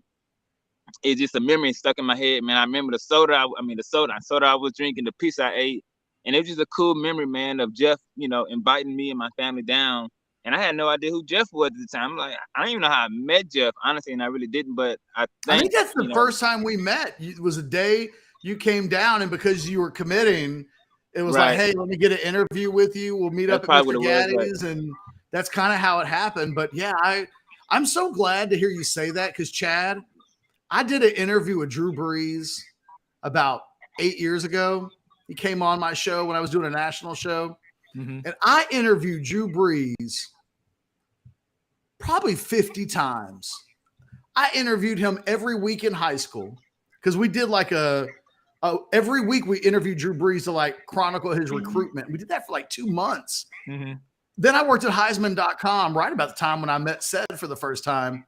And I used to interview him every week in his dorm room. Like he would take my call. So we're getting ready to do the interview. And I'm like, Drew, hey, hate to just kind of throw this at you, but I used to work for Channel 42 in Austin, and I would interview you all the time. And do you remember all those interviews that we did? And he was like, oh man, I hate to do this, but I don't remember you at all. That's tough. You know why? You know why he doesn't remember you? Because you didn't bond over the Mr. Gaddy's Gaddy pizza. Dude, that's why. If Drew you bond over Brees. Mr. Gaddy's buffet, that bond cannot be broken. I did this interview with Drew Brees, said This is true. So Drew Brees was about to quit football.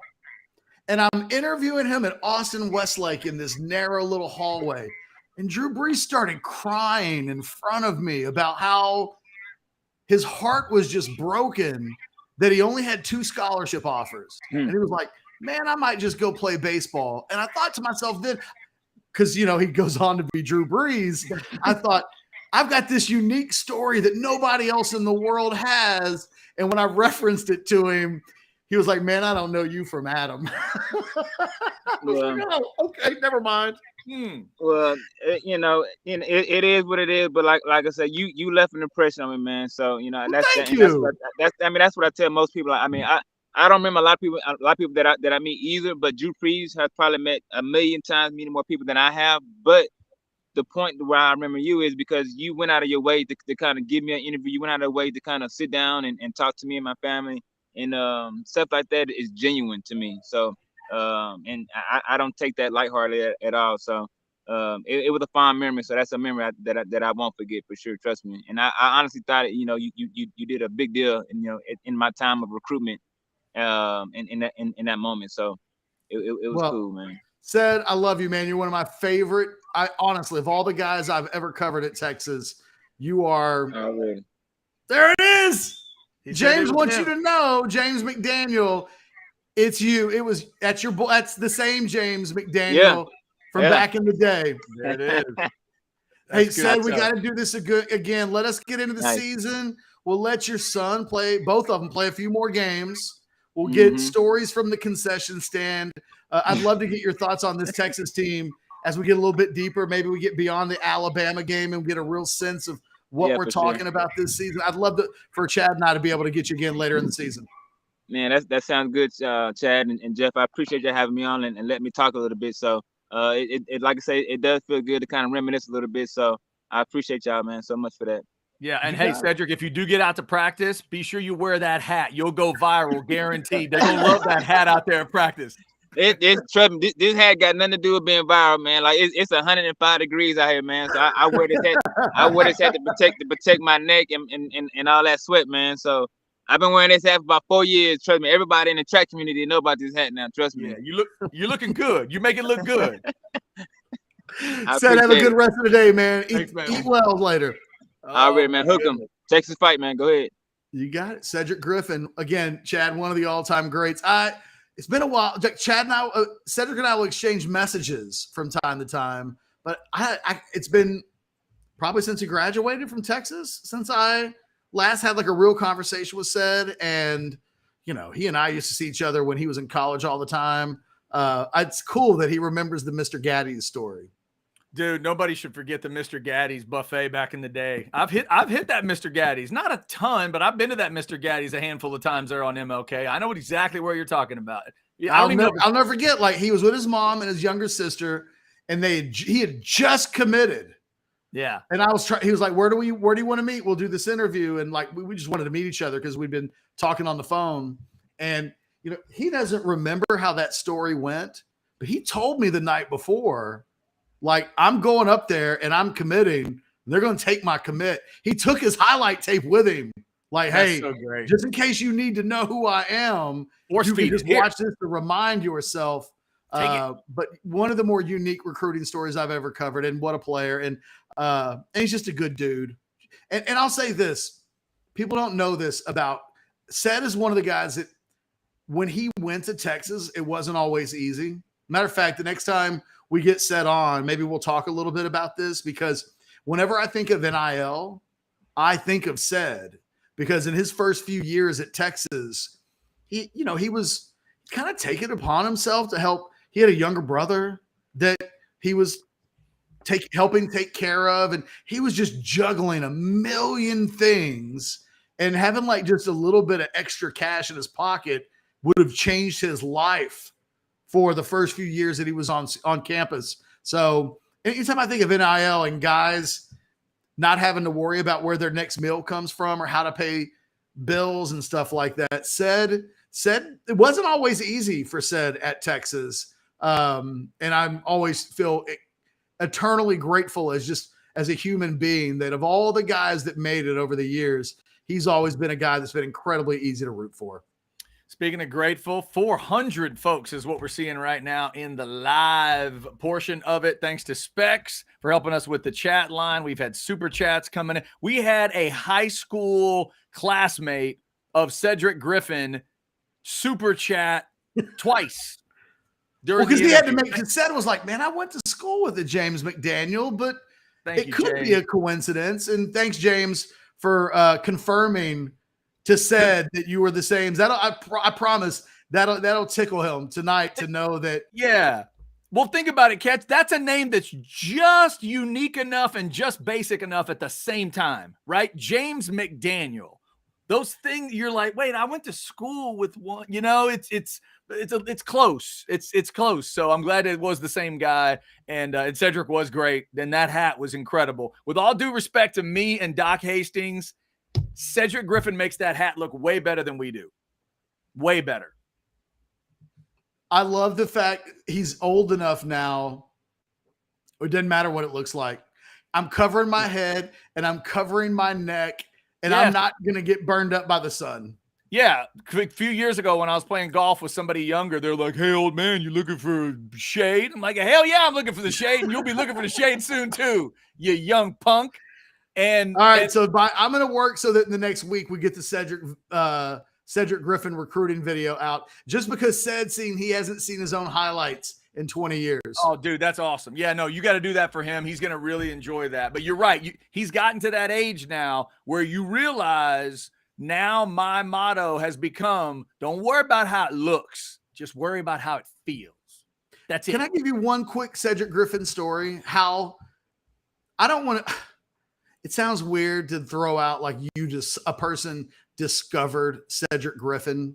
Like I'm not going to say that. Okay, but you're not going to claim Cedric Griffin like you're claiming Drew Brees and. Well, and no, I mean technically, if we're going to claim, I would, but I'm trying to not claim guys in this. But Ced would confirm this. Okay. So Bobby Burton, myself, and Jeremy Crabtree used to sit in like an office, and we'd get a box with like 200 VHS tapes. And on every tape, there would be 3 games involving like 6 different teams.